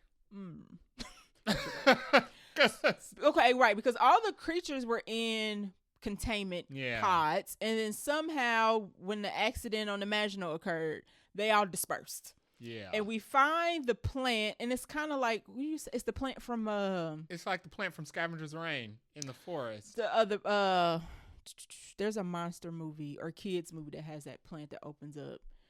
Jumanji? Kind of. Yes. Like it's kind of like the came out of the chimney? Yeah, it's kind of like the Jumanji plant. Oh, so it's like a Venus flytrap. It looks like a Venus flytrap closed a little bit. But you're right. I have no idea how that thing moves with no legs. Yeah. Does it have legs? It has like a little tentacle mouth that comes out. That's like it's kind of sensing things. But it hangs from the ceiling. Kind of like a butterfly in a cocoon. Is that a fly? Is that the fly? Is the fly a red herring? One of the next episode is called The Fly. Probably. How does the plant move? Yeah, we don't know, because when Kirsch and the kids find it, it's just hanging and chilling. And Kirsch is like, I can't think of his name. His name is Isaac now, but Isaac gets real close to it, and Kirsch is like, you might want to back up. But it doesn't do anything to him, probably because it detects he's a robot. Oh, probably. Yeah. Okay. Yeah. Maybe. Or it's just like buying his time to figure out what it's doing. Yeah, next, or that. Planning out its escape. Yeah, it hasn't done anything yet. Why did it not just leave? Like the whole ship, I wonder. Like if it can move. Right. Interesting. You made a good point. I don't know how it moves. And the thing is not big. I mean, not small. It's big. It's like it's like half the size of a person. Isaac's torso. At least, because it hangs. So. Although the next question would be, how did they get into the pod? But I'm not gonna ask that. Like somehow they had to move it. Are we going to get a flashback episode of maybe that won't come until season 2? I want to see them catch him. I want to see these homeworlds. Oh yeah, like how they actually got him. So I guess if they got it on the ship, then there was a way to get it off into. Okay. Yeah. I'll suspend my disbelief. Right. Other things we find out in Metamorphosis episode 3 is that Curly, one of the girl robots, is jealous of Wendy because Boy Cavalier pays Wendy so much attention. So Curly got some nefarious. And her kids. They are also kids. Mature. So it's normal. The fact that she's in an adult body does not change the fact that these kids and are I keep forgetting that. They're good actors. Yeah, I keep forgetting it because how they look, but when they start talking, you're like, oh yeah. Yeah. You're 12. Right. You're absolutely 12. And then I'll also mention that Hermit gets saved by Wendy. And then but he ends up getting stabbed or something, right? Yeah, he gets stabbed in the chest by the xenomorph tail. Exactly. So his lung, he's about to die. Yeah, he's about to have a collapsed lung. So the Boy Cavalier tells him to bring him back, and they do. Prodigy does surgery on him. They give him a new lung, but they take his old lung and use it as a incubator for a xenomorph egg. So we get expanded lore. Yes. So they do a dissection on the facehugger, and they extract what looks like the xenomorph embryo from inside the facehugger and just stick it directly into the lung. Yeah. Because until this point, we didn't really know. Okay, so because we didn't know what the inside of was going on inside of a facehugger. And inside a facehugger, 1, 2, it kind of looks like the inside of a starfish. It does. Also, I guess it makes sense and that when it goes into when it face hugs and it goes down into the lungs, it plants the baby in the lung because it didn't occur to me until rewatching the first movie recently where they were like, oh yeah, it's feeding the human oxygen, so yeah, it's in the lung. It didn't occur to me that the xenomorph is born and lung grows is what it's going for inside the lung. That makes all the sense. So yeah, they take his lung, put it in a glass tube with some water, and then they take the facehugger egg and stick it, and it goes into the lung, and it just starts to live. Develop. Right. It's an embryo. Yeah. Essentially, and the lung is like the breeding ground. Yes. For it. I'm not sure why. I wonder if they'll explain what's in the lungs. Of why it specifically wants the lungs. Because somebody was like, maybe they need air, but they don't. Right, because the lung is not. I guess they keep the lung pump. Do they keep the lung pumping? But no. Xenomorphs can breathe in space. Yeah. So they don't need air either. So interesting. The egg definitely go for the embryo that they take out. Definitely goes for the lung. Like it knew what the lung was. Yeah, and it get real like cozy. It flew in it. It get real cozy up there, real fast. Yeah. And that's how that episode goes off. Yeah. It was pretty. At first, I thought they were going to put it in Hermit, and I was like, please don't do that. Mm-hmm. That's like terrible. Yeah. This is equally terrible because that's his man lung. I guess he couldn't do nothing with it, but it was like, that's that man lung. Yeah. Like, why would you do that? But they keep coming up with ways to artificially make xenomorphs, I guess. They like in Romulus, they just artificially made the facehuggers. Like they didn't even do the egg part; they just skipped it, and they made the facehuggers in a lab, and they just had like a whole bunch of vacuum sealed facehuggers. Yeah. And this, they can just breed a xenomorph directly from a lung in a jar. Right. So. Right. I mean, humans. They just destined to screw something up. Yes. So notes I have for episode 3. Using Hermit's lung is diabolical. I already mentioned that. Yeah. In this, one thing I didn't mention about this episode. So when Slightly and I think Smee run into Morrow picks up that these ain't regular people, and he picks up that they are like childlike. Well, yeah, it's weird because at first he picks up on their robots because the eggs are still asleep and they're in the room. And the eggs want humans. Right. So he stresses that he just automatically addresses them as robots. Mm-hmm. And then they get to talking about the parents. Right. And they're like, we're not robots. We're human. And he's like, what's going on? And they talk like kids still. Mm-hmm. Like they have not, the brains ain't fully developed. Yeah. But one thing that does happen is that Morrow, who's still trying to get these egg back, ends up planting a device on Slidey where he can talk to Slidey and Slidey can hear him. Mm-hmm. So now what he does is try to convince Slidey, like, I'm not a bad guy. Like, they stole from me. You got to help me get my things back because, you're a good person, right? Don't you want to help me? So Slidey's cooked. Yeah. Because Morrow is grooming basically this boy to do something nefarious in order to get the things back to you, Tiny. Yeah. It's not good. I like this scene. Outside of Morrow discovering that the 2 cents are kids, I liked when Kirsch showed up. Kirsch just make a scene on this. I enjoy Kirsch. I mean, he's not good. I enjoy Morrow too. He's not good either. He's terrible. But I enjoy Kirsch. Timothy Olyphant is great in this role as like a cold robot. He just shows up. Super cold. The kids hide behind him, and he asks Kirsch, "Are you the parent?" Kirsch is looking at him like, "What are you talking about?" Like, do I look like I'm the parent? I love that the eggs start to wake up, and Kirsch tells Mark, "You better get out of here." Kirsch knows what's up, even though he's like picking up things that he goes. He's also smart. I mean, he's a synthetic, but he like don't mess with you. I ain't who you think I am. Also, Kirsch read all the data files before Morrow had the chance to erase them. So Kirsch probably knows who Morrow is. Knows who he is. He knows everything about the ship. Mm-hmm. He knows what they collected so far about the specimens on the ship. And Morrow's basically taking all the information back to Prodigy because that's who he works for. Yeah. He also said he's not sure if the plant is flora or fauna. And it could be fauna. Interesting. Oh, now that you've mentioned how the plant moved, I'm like, how did the plant move? And I don't want to see it. Don't show me. We gonna see it. we are going to see. I think one thing that was not big in this episode was the octopus eyeball. Not yet. Not yet.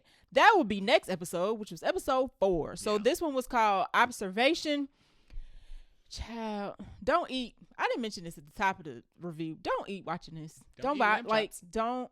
I think it's a sheep. Either way, don't eat, period. Like, I was eating a steak during episode 4, and all of a sudden, lost my appetite. I just didn't want to eat no more. So in this one, Nibs, one of the robot kids, thinks she's pregnant. Yeah. We don't know why. Nibs been tweaking since they got on the ship to do the rescue mission. Nibs was broken from the very beginning. Yeah, now she did get attacked by the eyeball, but she ended up fending it off somehow. Yeah. So she ain't right. She also wonders why they don't have like real names. But in this particular episode, she comes to Dame, Sylvia, and Arthur and's like, I'm pregnant. And they're like, what? She's like, I'm pregnant. And they're like, you can't really be pregnant. She's like, no, I know it. You know how you know things? I know things. Yeah. And so Nibs is tweaking. Yeah. Nibs also later attacks Dame Sylvia when Dame Sylvia's starting to explain to her what's going on. I don't know why she kept pressing her when Nibs told her to stop asking her about it. Yeah, Nibs is like, I am pregnant. I am having a baby. I am picking names. And Dame Sylvia's kind of like, I'm trying to tell you about your body. And she's like, I don't hear. She has all the signs of being unstable. Just lock the girl in a room. So she launches on Dame Sylvia and says, I told you to leave me alone. Now where's some tea? Yeah. So they end up taking her back to her room, but little did she know they lock her in there. And she probably gonna bust out in some future episode. Yeah.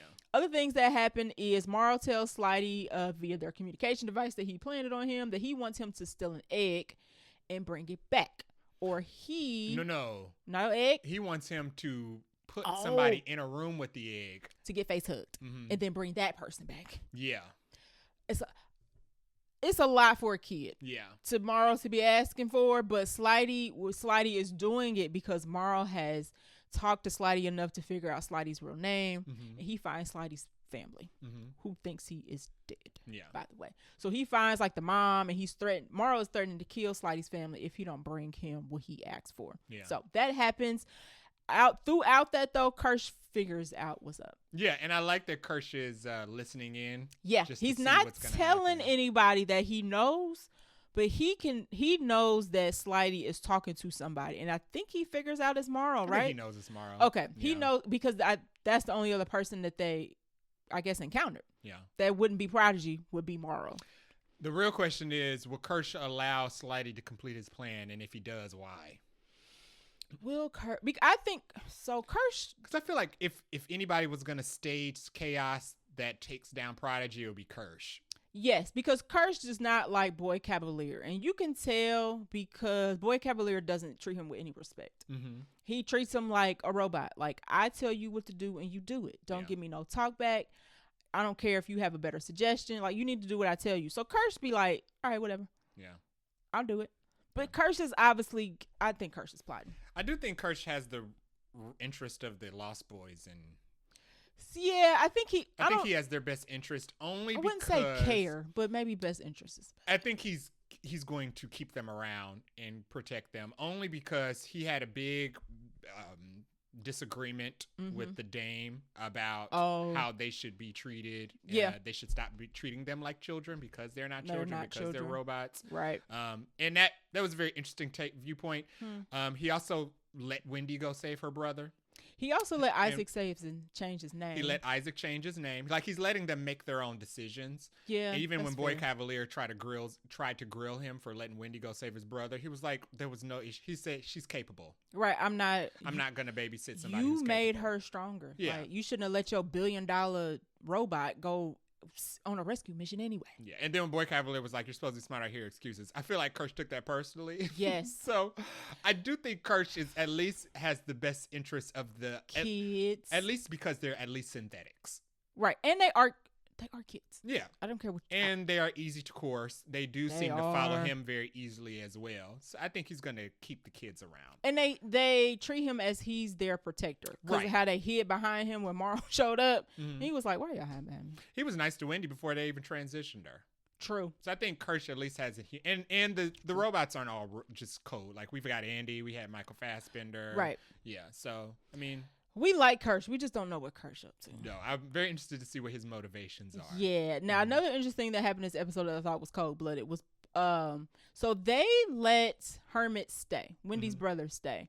And it's only really because I think as long as her brother is around, she does whatever. She's kind of like, my family's back. I'm feeling good. Kermit's kind of sees that they're treating Wendy though like a robot, and he's like, I don't like this. Like, can I go home and can I take her home? And they tell him like, sure, you can leave, but you got to pay for that lung that you didn't purchase. Yeah. And he's like, I ain't got the money for that. And they're like, oh, also if you leave, you can't see your sister. Yeah. He's like, oh. But then Boy Cavalier acts like he doesn't let his brother. He goes to Wendy like, I don't really like your brother. They also imply that they could just shut his lung off whenever they want. Yeah, that's terrible. Yeah. It is. It does got some metal parts on it. Yeah. Oh, God. But Boy Cavalier tells Wendy, like, I don't really like your brother. Like, why should we let him stay? And she's like, no, please, let him stay. And he's like, okay. Well, we learned that Wendy can talk to the aliens. Yeah. Somehow. He's like, well, if you can help us figure out what the aliens are saying, your brother can stay. Right. Even though he already had decided that the brother could stay. He uses, because he's like, your brother didn't even come visit you when you was like sick. Why do you want him to be here? She's like, no. Like, he was busy. He was like, was he busy?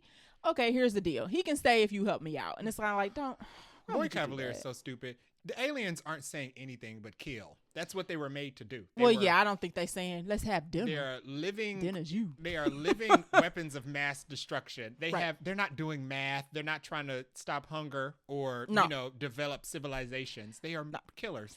Once he finds out that Wendy can talk to aliens, I was like, oh, this is terrible. This is terrible. And she's like, she thinks she's grown, so she's like, oh, I don't mind, because Herman's trying to tell her, like, you don't have to do this. She's like, no, I want to do it, because doing it, the frequency is so high at first it like hurts her, but they figure out how to tweak the frequency to where she can hear it and she can communicate it.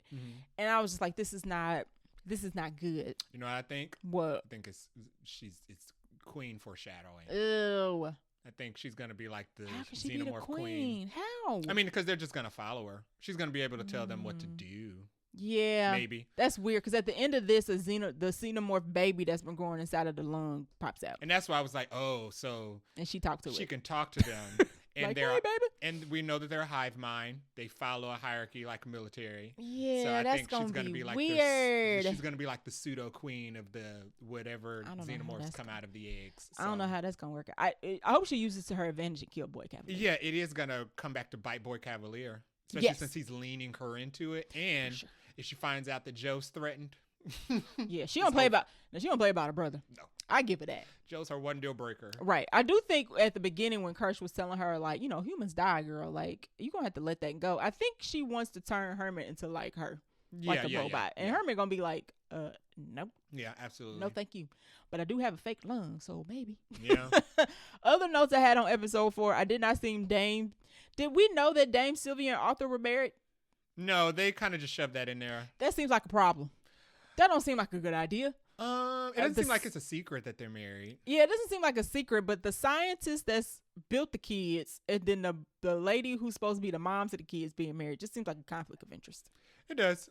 Yeah. Yeah. I think Morrow's expecting too much of Slidey, trying to get that kid to bring a face-hugged human to him. But you know that Slidey's scheming on Joe, though. What you mean? Oh, did you not see that part? Scheming on... Oh, yes. Yes. So at the end, it seems like... Because Joe is allowed to stay, right? And the other kids are like, that's not fair. Like, why does Wendy's brother get to stay? We didn't get to have anybody to stay. So there's a little bit of tussle around that. So Slidey's kind of like, I need a human to get face hugged. And everybody else around here, 1, ain't going to be dumb enough to follow me. Right. And 2, they a cyborg or a robot. And he's jealous. And he's also jealous the fact that Wendy's Wendy, and the fact that Wendy got like family. Yeah. And his family is actually currently being threatened. Well, it happens if you talk too much. Right.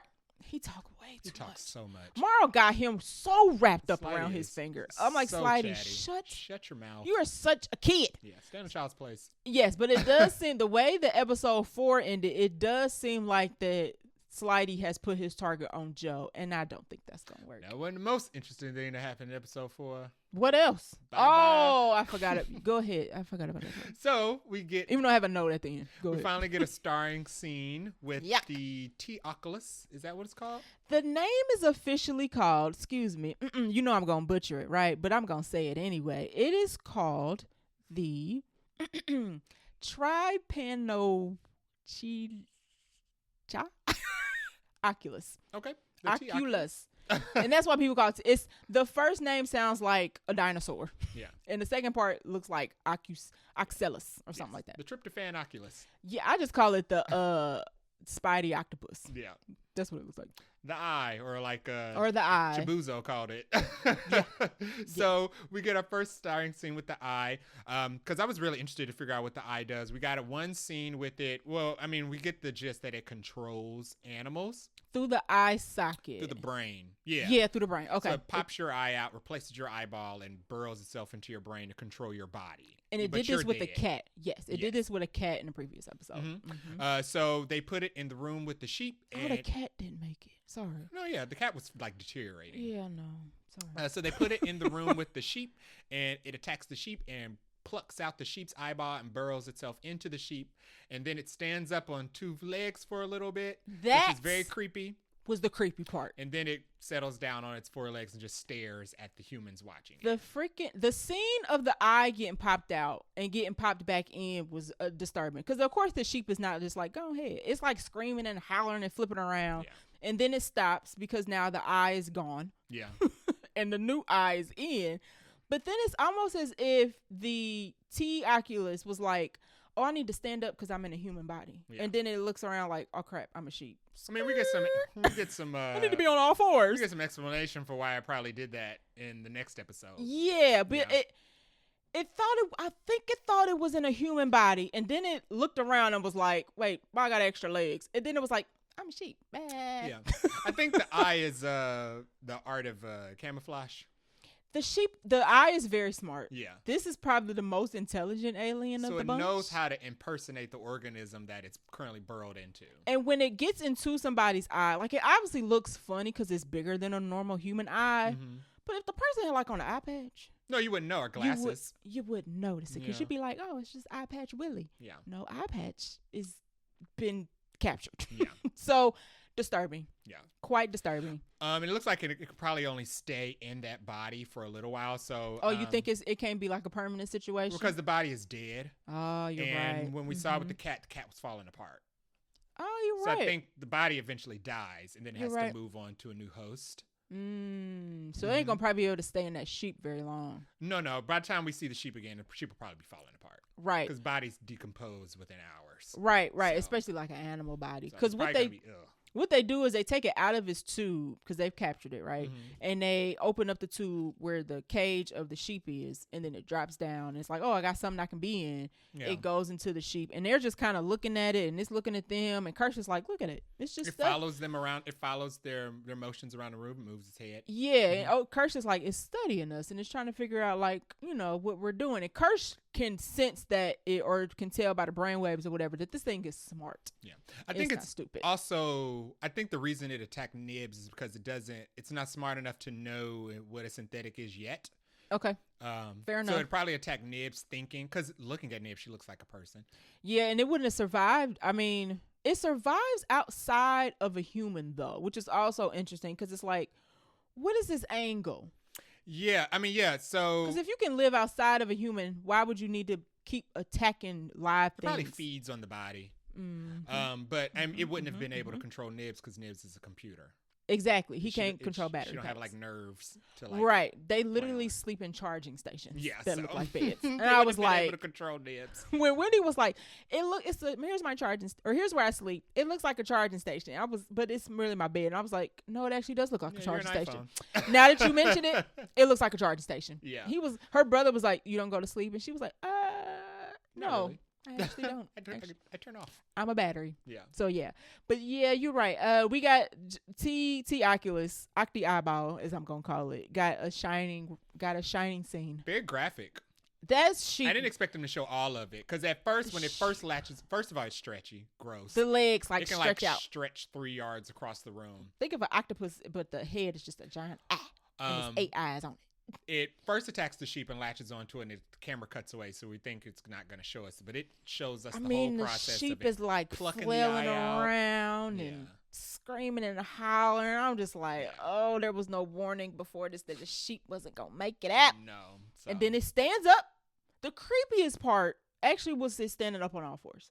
I mean, on its 2 legs. Yeah. Because for a second, it like looks around and it's like, snap, I've been busted. Yeah. I'm a sheep, y'all. I'm just a sheep. And it's like, no, sir. We just saw you try to be a human there in a second.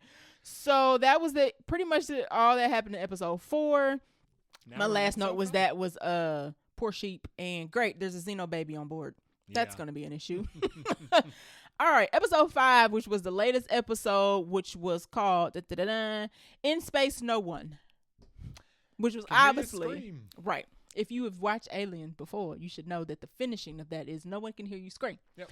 So this one was basically taking us back to the beginning of the series, essentially, where we got the opening scene of the crew of the Maginot dying. Now, in the first episode, we only saw them dying. We saw the opening of them waking up, and then the next thing we know, they was dead.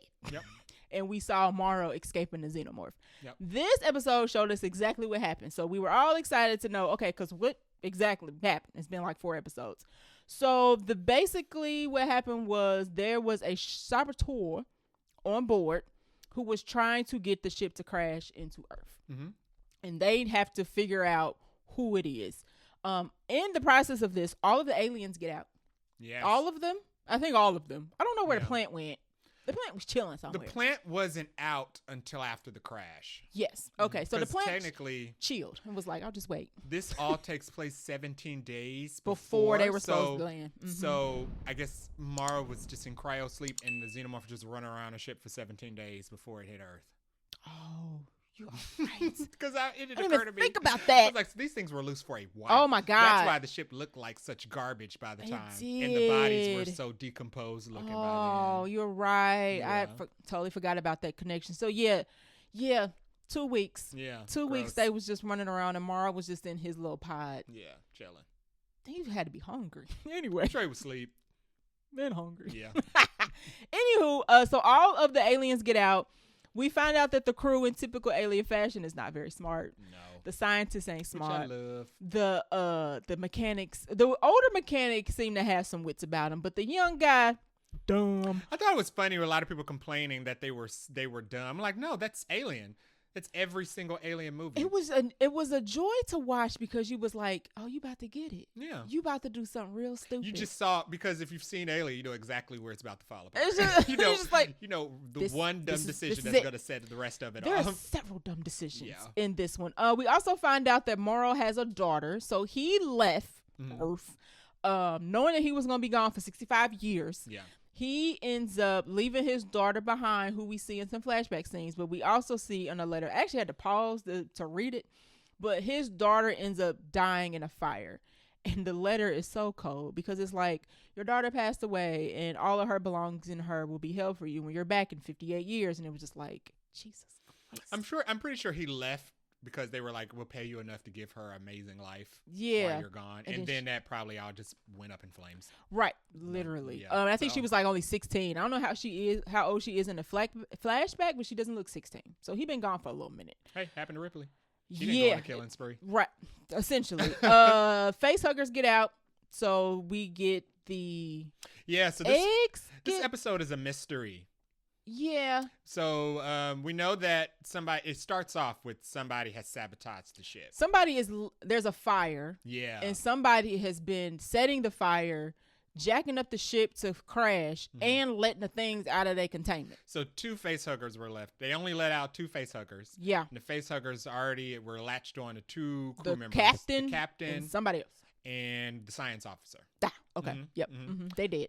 Science officer's head was ripped off because they tried to remove the face hugger from it, and they didn't know that it snaps the neck and burrows into the skin. His head was detached from his body.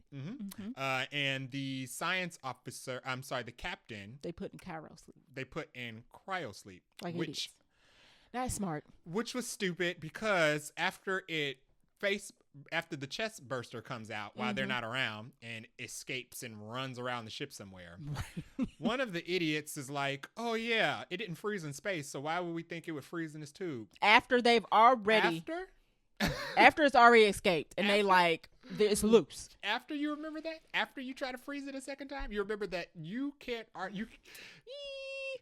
Nobody's been able to make anything on Earth as cold as space, but you thought this cryo tube would work. Right, and it's too late now, right? Because the face hugger is now off on its journey to live. And she, the captain, so the new captain who was sleeping with the old captain, who's now dead, was like, well, asked Mara, like, how do these how big do these things get? And he just handed her a gun, and I'm like, great. Did they know? He didn't answer, but I was like, does he know how big? So did this happen to somebody before they got the facehuggers on the ship? Because they already knew. Maybe. This takes place before Alien 1. And they were already addressing it as a xenomorph. You're right. But this is supposed to be their first encounter with this thing. And they've only seen it in egg and then facehugger form. So how would they have known that a xenomorph would come out from it? Interesting. I don't know, because the captain doesn't seem to know how big it gets, but Morrow seems like he does know. Because it would make sense if this movie, if the prequels existed in this universe, because it'd be like, okay, Weyland Yutani knows the xenomorph exists because David. Interesting. They might explain it. But yeah, that we get the xenomorph actually does show up. Like the facehugger goes off, does a little incubation thing, and it show up full form, and you can almost tell it's a person in the suit. Don't complain about this. I'm not complaining. And it wasn't a bad thing. I was just like, this thing is like a part, like a thing. Like it literally was like move. Like if she would have like Xeno, you want a 2-step? That Xeno would have been like, let's get it. And I was like, it's so nimble and like it was creepier because it was so human like. And I was like, this xenomorph is creeping me out real bad. I know why. And it wasn't a complaint. I was just noticed that I was like, I feel like a person is in this. Yeah. The very first xenomorph in the first Alien movie was a man in a suit. It was a black person. Yes. Happy Black History Month.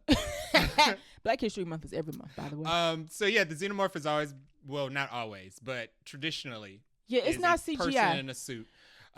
It's as big as a human. It moves around like a human sometimes because, well, they kind of explain in Prometheus. The same aliens that made humans made the xenomorphs. So that's why there's so many genetic similarities between humans and that's why they have fingernails.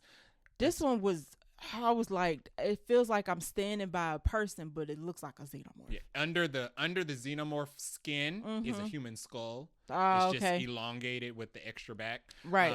I liked it. People were complaining about it? Yes, people who don't know Alien but just hopped on this show were complaining that they felt like the xenomorph in a suit is goofy and is goofy and it takes him out of the show. It was clear that this episode was trying to capture the same essence of the movie. Yeah, the xenomorph is the xenomorph is always supposed to be a mix of human and some type of animal. It has moments where it has very graceful movement. In Covenant, it walks on 2 feet.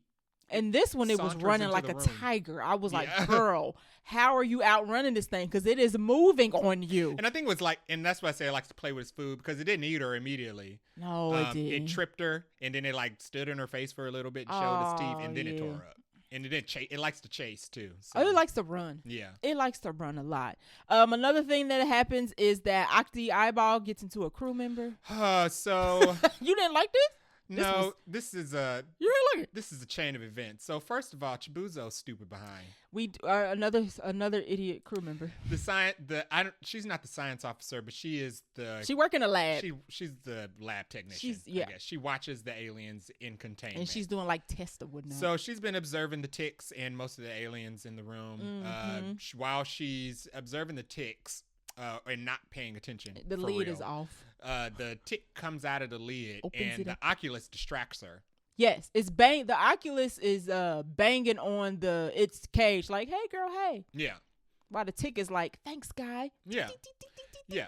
So, and people were like, it was trying to warn her. If it was trying to warn her, it would have kept it banging. It stopped when the tick finished doing what it was doing. Which is plant its eggs in her water bottle, which didn't have the lid on it. Yeah. So she's eating in the lab, which you learn in high school not to do. Eating and drinking. She's got her container open. It's full. She's spilling water all over the place. She is spilling water all over the place. So the tick gets out, drops his little tick eggs in the water bottle. While she's not paying attention, another crew member comes in and notices the tick is out, so they put it in containment. She grabs the water bottle and leaves. Right. Well, not before she incorrectly puts Octi eyeball back in his tube, but doesn't snap it right, so it's not in there all the way. So the T-Oculus cracks the it bangs tube on his tube hard enough to fall, crash, and now it's free. Yeah. So stupid. She's an idiot. She walks away with a water bottle full of alien egg things, and the octopus eyeball is now free because of her. I loved it. It's every. She alien did movie. 2 things. That's every Alien movie. Oh Lord. Alien 1. Ripley tried her hardest to tell them, do not bring that facehugger man on this ship, and they did. Yelled at her. She got slapped in the face for it, and they all died. So as you can imagine, her water bottle. So now we thinking, oh, she gonna drink the water. Something gonna happen to her. Yeah. That ain't what happened. Somebody else drinks her water. Idiot technician boy drinks her water. The ticks turn into some sort of creepy crawlies in his system. They try to operate on him in like the closed lab or the med bay or whatever. They cut open or try to pull apart the ticky eye thing or the ticky things off his lungs. So it says the ticks plant the giant bugs plant the little tiny ticks in the body. Yes. Which grow into larvae, which then explode out of the body. So he would have just exploded into bugs. So they cut him open before that chance, but they try to pull him off. They try to save him. Bad mistake. They try to pull the ticks off of his lungs. They burst in some poisonous gas, and 3 of them died once. Yes. And it was just kind of like... So they all die in the room? They all died in the med bay. So the med bay is contaminated. They were doing surgery with no face mask, no nothing. No gloves. Nothing. So all 3 of them died. And the captain is looking in the window like, she's stuck. Yeah. And she's stunned. And that's where the xenomorph finds her. He's like, what you doing here?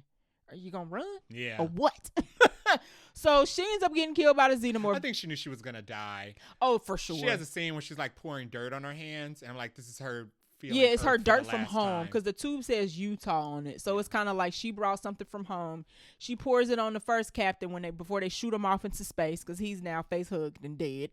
And she pours it out on her because I think she's like, this is my last time feeling Earth. Right. So. I'm not gonna make it. Yeah. She kind of tries to make it, but she don't. Yeah. She don't.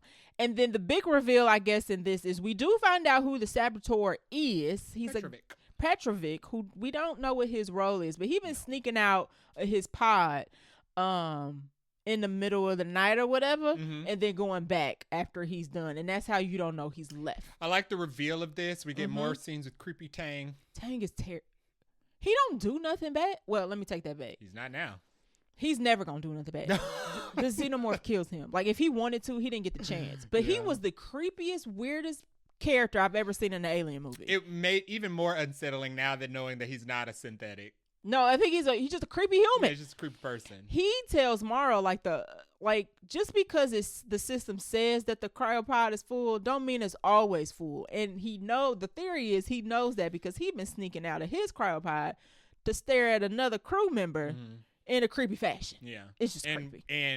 And maybe taking her out of her cryopod. We don't want to know. But they're all dead now, so now don't explain it. Everybody dies. Don't flesh that out. Right. And then behind the fact that what's the saboteur's name again? Petrovic. The reason why he did that is because Boy Cavalier set him up to be like, if you crashed, I guess he wants him to crash it in their territory. So Boy Cavalier can take it. So all this time he's been telling you, Tiny, like, oh, it crashed in my space. Like, you can't come get it. It's a treaty or whatever. He did it on purpose. Yeah. He paid somebody to sabotage her ship. So at the very, very end of this episode, Marv actually does make it back to Weyland-Yutani office building. And she's like, oh, I'm going to work it out with Boy Cavalier or whatever. He said he going to, let me come. And he was like, I think you should let me do it my way. And she was like, sure, give him whatever he needs. Sure, yeah. So I was like, I'm waiting for her to show up to claim her things. Oh, yeah, well, Yutani's going to win. And I think, right, and I think we are in episode 6 is where we might start to get into that. So episode 5 was very much a throwback to Alien, the movie. One of my notes says the crew was goofy. My God. Yes, I love it. Oh my God. There was just a scene where the captain and Morrow are trying to explain to them, like, what's happening, what they need to do, what's about to be the procedure. And they just like, oh, I don't want to do this. And what you think? That's literally what they sound like. And I'm just like, if y'all don't shut up, your lives are in danger. I think the smartest crew that's ever been an Alien was the crew in Romulus. Probably. They didn't intentionally let them out. They were just trying to get the cryo tubes. Yeah. They weren't trying to wake up anything. Although Isabella Merced's character at the end shooting herself with the goo. That was pretty stupid. That was dumb. And her baby turning out to be like the abomination of all abominations. Hey, we got to have that 4-fact. Lord. She messed up by taking a nap. Right. She should have never went to sleep because as soon as she woke up, everything went down. Right. Right. And then my other note, I says, Morrow's story is tragic, but that does not excuse him for what he's doing with Slidey. Yeah, I don't have very many notes for this, but one of my few notes is Morrow is Milichik. People are weird. Take the wrong lessons from their love of Milichik. Movies. Yeah, Milichik is a villain. He's bad. Who deserves death. Knew that woman was in the basement in Severance getting tortured every day, and he did nothing. And he was willing to continue to let Mark solve the puzzle. Yes. So that she would die. He sent that little girl off to who knows where to be brainwashed. Yeah. Milichik is not good. And he was fine as long as he still got to rise in the company, just like Morrow. So. And Morrow is also no good. They are very great actors. They're very good villains. Terrible. Villains. Terrible. And complicit in evil doing. May they both die. Yeah, there's no Lumen, Wayland Yutani, bad. Evil corporations. If you're a company man for either of these corporations, you are terrible and deserve death. Right. Yeah, great actor, great character. You don't deserve to make it out of here. No, you don't. So, Morrow is like a super charismatic villain. I do think he's a scene stealer, but I cannot wait for him to die a horrible, gruesome death, and I hope it comes from Wendy. You think you want? I think Kirsch is gonna be the one to get him. I don't want Morrow to kill Boy Cavalier. Boy Cavalier needs to go from one of the aliens. Yeah, Morrow does mention he wants to kill. A human death for Boy Cavalier is boring. Yes, and I think Morrow wants to kill Boy Cavalier because he crashed the ship, and it's like that's kind of weak. Like there's no personal connection to that. You just doing it because of work. Like I like Morrow as a character. I don't think his motivations are interesting. His motivations are just, I don't have anything left, so I want to finish this mission. Yeah. He's still interesting, but his motivations are boring, and I'm uninvested in his motivations. Right. How he is enacting out his plan is interesting. That's interesting. But I don't want him to win. Yeah, I like what he's doing. Right, and I'm seeing him doing it, but his why is nothing. He needs to lose. Yeah, he does need to lose. He needs to lose big time. Yeah. Okay, and I think the other note I have is, of course, Boy Cavalier is behind this. I feel like this violates whatever treaty he mentioned earlier.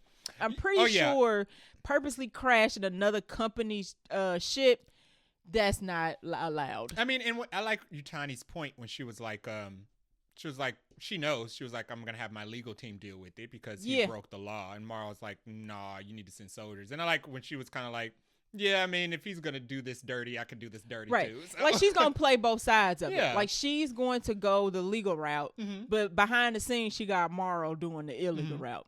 But, I mean, they're all terrible, so why would she not? Boy Cavalier's got to die a horrible, awful death, and it needs to either be at the hands of Kirsch or an alien or both. I think an alien's going to get him. And it doesn't have to be a xenomorph. I think it needs to be like... the eyeball? The plant. No. I don't want it for the worst. Save Boy for the worst. I think the plant is the worst. You think the plant is the worst? I don't know why, but I think probably because we ain't seen what they can do. Right. They saving it. Yeah. It's literally just sat there, stud his little tentacle out, and then minded his business. The plant is more mysterious than the fly. And it's moving. And whatever the buzzard things are. And there's at least 3 of those. I don't really mind. Oh, what are the blood-sucking things? Ticks. Okay. There we go. I think. Or are those the flies? There's the plant 1, the xenomorph 2, eyeball 3. Oh, yeah. The blood-sucking things are the ticks. 4. Because they swelled up. And blood-sucking things 5. No? Yeah. The ticks are the bloodsuckers because they were stuck to the people's neck. So we might be missing one. Am I missing one? We might be missing one. How many did they say it is? I think there was 5. So, xenomorph. Xenomorph. Tick. Tick. Oculus. 3. Plant. 4. Fly. 5. Yeah. Who's the Fly? What's the Fly? Fly's the next episode. The Fly are the flying things. Oh, okay. And I think there's 3 of them. Okay. Yeah. Ugh. So. Yuck. Like I said, don't eat. All right, so that is 2 through 5 episode recap from us. Do you have any likes or dislikes or favorite lines or scenes or random notes you'd like to share? No favorite line or scene because there's way too many. Good. There's a lot of good scenes in this. So far, my favorite episode would probably be 4. I really liked 5. Okay. 5 had a lot of action and a lot of backstory, but I mean, we've seen 5 before. I was gonna say, is it because it's reminiscent of Alien? Before. I would agree with you. I like 3, even though the eyeball and the sheep freak me out. I'm telling y'all, when you see that thing stand on 2 legs, I was just like, what? It's just something I just didn't see it coming. Yeah. So I like the didn't see it coming. The fact that the whole Nibs pregnant situation threw me for a loop. Yeah. I didn't see that one coming. And Wendy speaking alien parcel tongue. The eye also tried to speak when it was in the. It was speaking alien. Was it? I don't know. Well, remember it calls the alien. So did it? The eyeball gets stuck in the lab because when idiot scientist comes back and she realizes that the tube fell over, she's like, oh snap. So her and the captain was like, let's get out of here. Let's go. So they close the door behind them. Octi eyeball is stuck. Now, through the chaos that is now ensued, Morrow comes back into the lab, not knowing that the eyeball is out. Yeah. And the eyeball is like, I'm free. Yeah. And then that's how the eyeball gets attached to the mechanic. Mm-hmm. And when Morrow is about to light up the mechanic lets out this weird, like, alien calling sounds. And that's when the xenomorph shows up. Some people said that they was calling I don't know if it was calling the xenomorph because... And then him and the xenomorph fight. I forgot to mention that. Yeah, and because it fights the xenomorph. Yes. So Octi and the xenomorph have a battle. I didn't get the point of it calling the xenomorph to then attack it. Somebody said that they thought that xenomorph was going to show up and immediately attack Morrow. And instead what happened, the xenomorph, I think Morrow dipped out. And the xenomorph just saw Octi eyeball there and was like, I'm about to kill you. And they was like, no, wrong guy. So I don't know. Some people say they think there's beef there, like those two species are familiar with each other. I don't think so. These things are genetic. These xenomorphs didn't grow in the wild. They were genetically created on a moon. Yeah, I don't think they've known each other. I just think that Morrow got out of town faster than Octi eyeball planned for. So when the xenomorph showed up, he was like, oh, human. I'm going to kill you. It's like 2 dogs. It's like if you're in a room, if you're a human in a room with 2 dogs, the 2 dogs are going to go after each other before they go after the person. Yeah, kind of like that. So it's like 2 animals. It was a miscalculation of error, I think, that happened with that. But yeah, the xenomorph and Octi eyeball fight because Octi eyeball is in a human, and they like kind of battling. And Morrow's like, I don't want to do this. I like the Octi eyeball try to attach itself to the xenomorph. Yeah, that was fun. And he don't know eyes. It does have any eyes. So Octi eyeball is intelligent, but he's got some growing up. He also tried to bite it, but that was stupid because it bleeds acid. Which goes to your point of they couldn't have encountered each other because why would the Octi eyeball try to get into something? Because that would ruin its host. Something doesn't have eyes. Yeah. So yeah, that was an interesting little matchup. I was not expecting. I was like, are they fighting? Yeah. This is crazy. Yeah. This is crazy. Somebody said it was fighting the xenomorph because it didn't want the xenomorph to kill all the humans. I don't agree. It needed a host to escape. Yeah, I don't agree with that. I don't think it needed a host to escape. Takes are so strange. I don't think it needed a host. I do think it feeds on hosts, but I don't think it needs a host essentially to escape because it can live outside of a host. It was living in that tube. And it's more... The whole time they caught it. It's more undetected when it's outside of a host. Yeah, when we don't know how long they've been...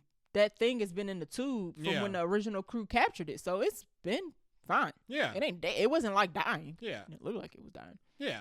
So I don't know if she was... I think it hides itself, but it doesn't need a host. I wonder, though, what it intends to do when it's in a host. Like... Yeah, like what it has full function of the person's body. It tried to attack Morrow. Right. Well, no, it attacked old girl. It did. Before Morrow showed up. Right. We didn't see how she got away. I don't know. Yeah. She was lucky. She was. She still got 8 though. Yeah. But I would agree. My favorite episode would be episode 4, just because so many things happened that were just like, I didn't see that coming. I didn't see that coming. I didn't see that coming. I like the lung stuff. Yeah. I like the Xeno baby popping out and Wendy talking to it. I like Kirsch. I like the reveal of Kirsch knowing like find, because through the episode he don't really say, he's just kind of in the the distance piecing things together, and then you could tell that he's like, you could see him listening, and we're like, oh, he knows what's up. I like the reveal or the tease that Slidey is going after Joe. Yep, that was set up. So I like Nibs being a weirdo. Nibs is tweaking, y'all. Yeah. She ain't. I feel like, I wonder if all the kids are gonna have a tweak moment. Lots of foils. Yes. Yeah. And lots of setup, I guess. Lots of plot foils, lots of random threads just flying off into the distance. But they're all interesting. They got 3 episodes to pull it together. So hopefully. Oh yeah, that cliffhanger is coming. Yeah, that episode 8 is ending on a big old cliffhanger. You think so? Oh yes. Noah Hawley said that if this is well received, his plan is to do more. We got 4 more we have 3 more eggs that haven't hatched yet. Yeah. I think we're gonna get a gang of xenomorphs. Yeah, it's at least 3. Because they had 4, and they dissected 1. Right. That was crazy. Kirsch cutting that egg open and it was pulling just like, out. Yeah. I was like, you ain't gonna like numb it up. Nothing. You just gonna cut it open. Kill it. Well, and it was screaming and hollering, and that's how Wendy ended up passing out. Mm-hmm. And this is how we found out that she can speak.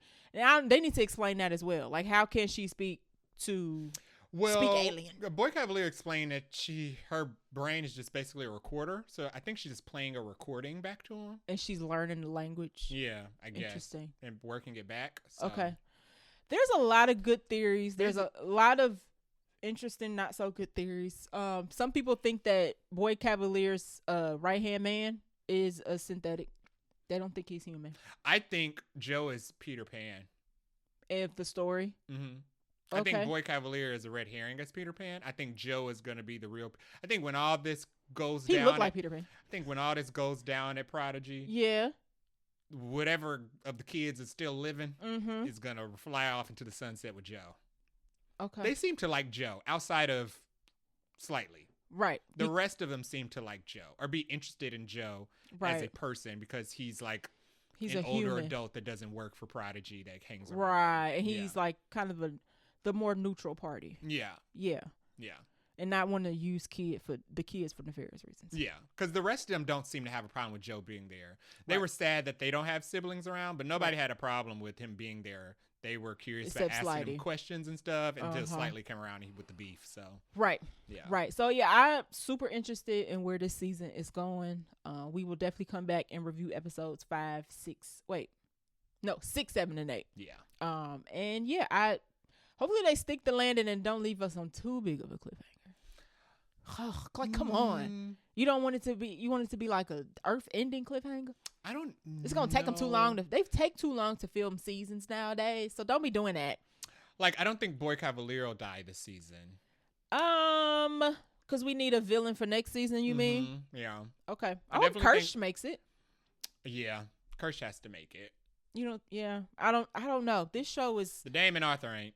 I don't think the Dame, the author, probably the black girl with the cute braids. Dame, author, we ain't even seen them a lot. So they might live just off the fact that they ain't. They work for Prodigy now. Because now the 3 of them are the only ones from the rescue team. It's almost as if they brought Hermit's crew, co-workers to get him to stay even more. That's what I felt like. Like, because why else? Yeah. I don't know. Or maybe they saw some things in that shit. We need them to stay quiet. I mean, I guess they already worked for Prodigy. They did. They got a promotion or something. Probably just to keep everything under wraps. Probably because Prodigy, wherever Boy Cavalier seems like a camp. Yeah, it's a secluded island called Neverland. Yeah, you just don't. You have to take a ship to get off. Among the sticks in the mud. Right. So yeah, I have no guesses of what actually will happen. Yeah. I'm just ready to wait and see. Nobody seems good, and nobody's motivations are clear, and I love it. Except only person who's clear as motivations is Boy Cavalier and Morrow. Yeah. And I hope neither one of them get what they want. Oh no, I hope they have the day they deserve. Yeah, which is trash. They deserve trash. And there's a little assistant too. Yeah, who some people think is a robot for some reason. I mean, it could be. Why not? His office seems to be that room with all the robot parts in it, with the heads on it. Yeah. I was like, why do you have mask of human heads? Yeah. That kind of look like you if you stare at it long enough. Yeah. Anywho, so yeah, do we want to give a rating right now, or you want to wait to the end? I want to wait to the end, but I'm having a good time so far. I am quite enjoying this. I actually watched I try to watch it on Tuesdays because people getting real anxious to spoil this immediately after a show. So it's that kind of show. So if you don't want to be spoiled, I suggest you catch up, follow along, stay off social media. Don't click the sparklies on Threads because people is dying to spoil each episode as it comes out. I'm glad everybody's excited about it. Yeah, I don't get the weird low reviews because most of social media seems pretty positive. And I know social media is not like the real world, but critics are liking it. Reviewers that write articles and stuff about are also liking it. So I have hope that we will get a second season. I don't get the weird low reviews, and I also don't get the weird takes of this shows this is where Alien should have belonged in the first place. Okay, Alien should have always been a series. That's also weird. Let me clear something up real quick. Alien's been around since 1979. Take it too far. Alien's won an Oscar. Alien has never lacked amazing actors. It's like a movie that defined a genre situation. Like, what are y'all talking about? This is what Alien... Like, can't you just like two things at once? Alien Earth exists solely because of the Alien box office and film franchise success of Alien. And the fandom. Alien belongs wherever it wants to be. Right. They not remaking something off of... Not nowadays. They're not remaking. They're not extending a franchise for something that ain't got like a loyal fan base and a lore that people liked. Yeah. You can't tell me a franchise that was built up by Ridley Scott, James Cameron, David Fincher. Yeah. And contributions by Fede Alvarez has always belonged on television. No. Yeah, people like, oh, I love this, and everything else is trash. You know, like, so relax. You can enjoy multiple things without trash and something else. So. Pause. What's wrong? I can't hear you. Can you hear me through your headset? Yes. Okay. I think I just had a short in my cord. Okay. I was making sure the sound was on. Yeah, but I thought the takes about the Alien should have always been a TV show. Alien works best. Somebody called it like a monster romp in space, a 2-hour monster romp in space. I'm like, that's a weird way to reduce Alien. Yeah. You know that everything about this show was born from the films. People are strange. They are. Humans are weird. It's okay to enjoy things and just say, hey, I enjoyed this. I really like its this. own, and it has nothing to do with anything else. Right. This introduced me to something new. Yeah. Lord. Anywho. Stick with us. We will definitely come back and review the final episodes. We are very excited, and we highly recommend you catch up. Yes. And watch it while you can. Like I said, on Hulu and Disney Plus, you get ads either way, unless you're paying that high price fee. Yeah. Maybe when them new tiers come out. Listen, if I watch something on Disney Plus, I do not want ads. I have ad-free Disney Plus. Yeah. I tried to cheat, and they were like, "Psych, gotcha." Don't think that's happening. So when they combine them, this probably not going to go away. All right. So that is our review for this week. What are we reviewing next week? The Long Walk, which I hear is super Harrowing. depressing and sad. Aren't you excited? No, I know how it ends. Do you? Yeah, because the book. Oh. And they spoiled it. So society spoiled it because the first thing say when something's made by Stephen King is, oh, yeah, this book. And this is what happened at the end of the book. Am I going to like it? Am I going to be mad? How you feel about this film right now is how you will feel about this film when it ends. Okay. If you feel like it's going to be harrowing and sad. It's going to be harrowing, is it? Yes. Is there something else we can watch? The Man in My Basement is also coming out. It's very well acted. Oh, and speaking of Alien, they say David Johnson's a standout. So I do have to see his performance in it. I don't care about literally anybody else. I was kind of disappointed David Johnson isn't the star. Yeah, we thought he was when this first came out. And then it was like, wait. Do with that information what you will. We'll find out. But he going to be on the list when I we go heard through that characters. He's still the standout. So I'm excited to see him. And I mean, Mark Hamill's in it, I guess, too. So I don't care about the lead. This is giving me David Don't Make It. But whatever. Judy Greer's in it, too. So I like Judy Greer. Okay. She plays the lead's mom. Okay. Yeah. So yes, I keep calling it A Long Walk. That's a movie, ain't it? A Walk to Remember. I think that's what I'm thinking of. Different. Yes. Totally different movie. Yes. The Long Walk is our next episode, so definitely check it out. Watch it when we do, so that way you don't have to wait to skip our spoiler section. Tell us if you were one of the people that watched it on a treadmill. Yeah, that was strange. They didn't really say what the outcome was of that either. They were like, we set this thing up. Did anybody come? We're not going to tell you. I mean, there was a video of it. Oh, did you see the video? I did not see the video. It looked like an Orange Therapy with the TV screen in the beginning. So if you don't know what we're talking about, for some screening for this movie, and the movie is you have to walk 3 miles per hour. Mm-hmm. If you stop or slow down, they kill you. And Orange Therapy is a cycle club. And Orange Therapy, right. In your area. And in the movie, it's just about like the last man standing, essentially. So there's no finish line. It's just whoever's last standing. So the movie screening was people watching the movie on the treadmill going 3 miles an hour. And it was like, why would you do that to yourself? And if you stop, then they would kick you out of the movie. And you didn't get to finish it. Yeah. I hope it was free. It probably wasn't. No. It probably wasn't. No. They should have generated like some power from that. Like if people slow down, the movie cut off. Oh, that would have been good. Yeah, that's how you get people going. Why would you do that? Yeah. Because getting kicked out is like, oh, I'll just catch it later. But it's like, if you're too slow, your treadmill lights up and everybody knows it's you. Right, and it cuts off for everybody, right? Like not just you, like it cuts off for everybody. That's better. That would have been a good idea. Yeah. Anyway, we're seeing it like a normal people at a movie theater with popcorn and snacks. Yep. Next week. In seats. All right.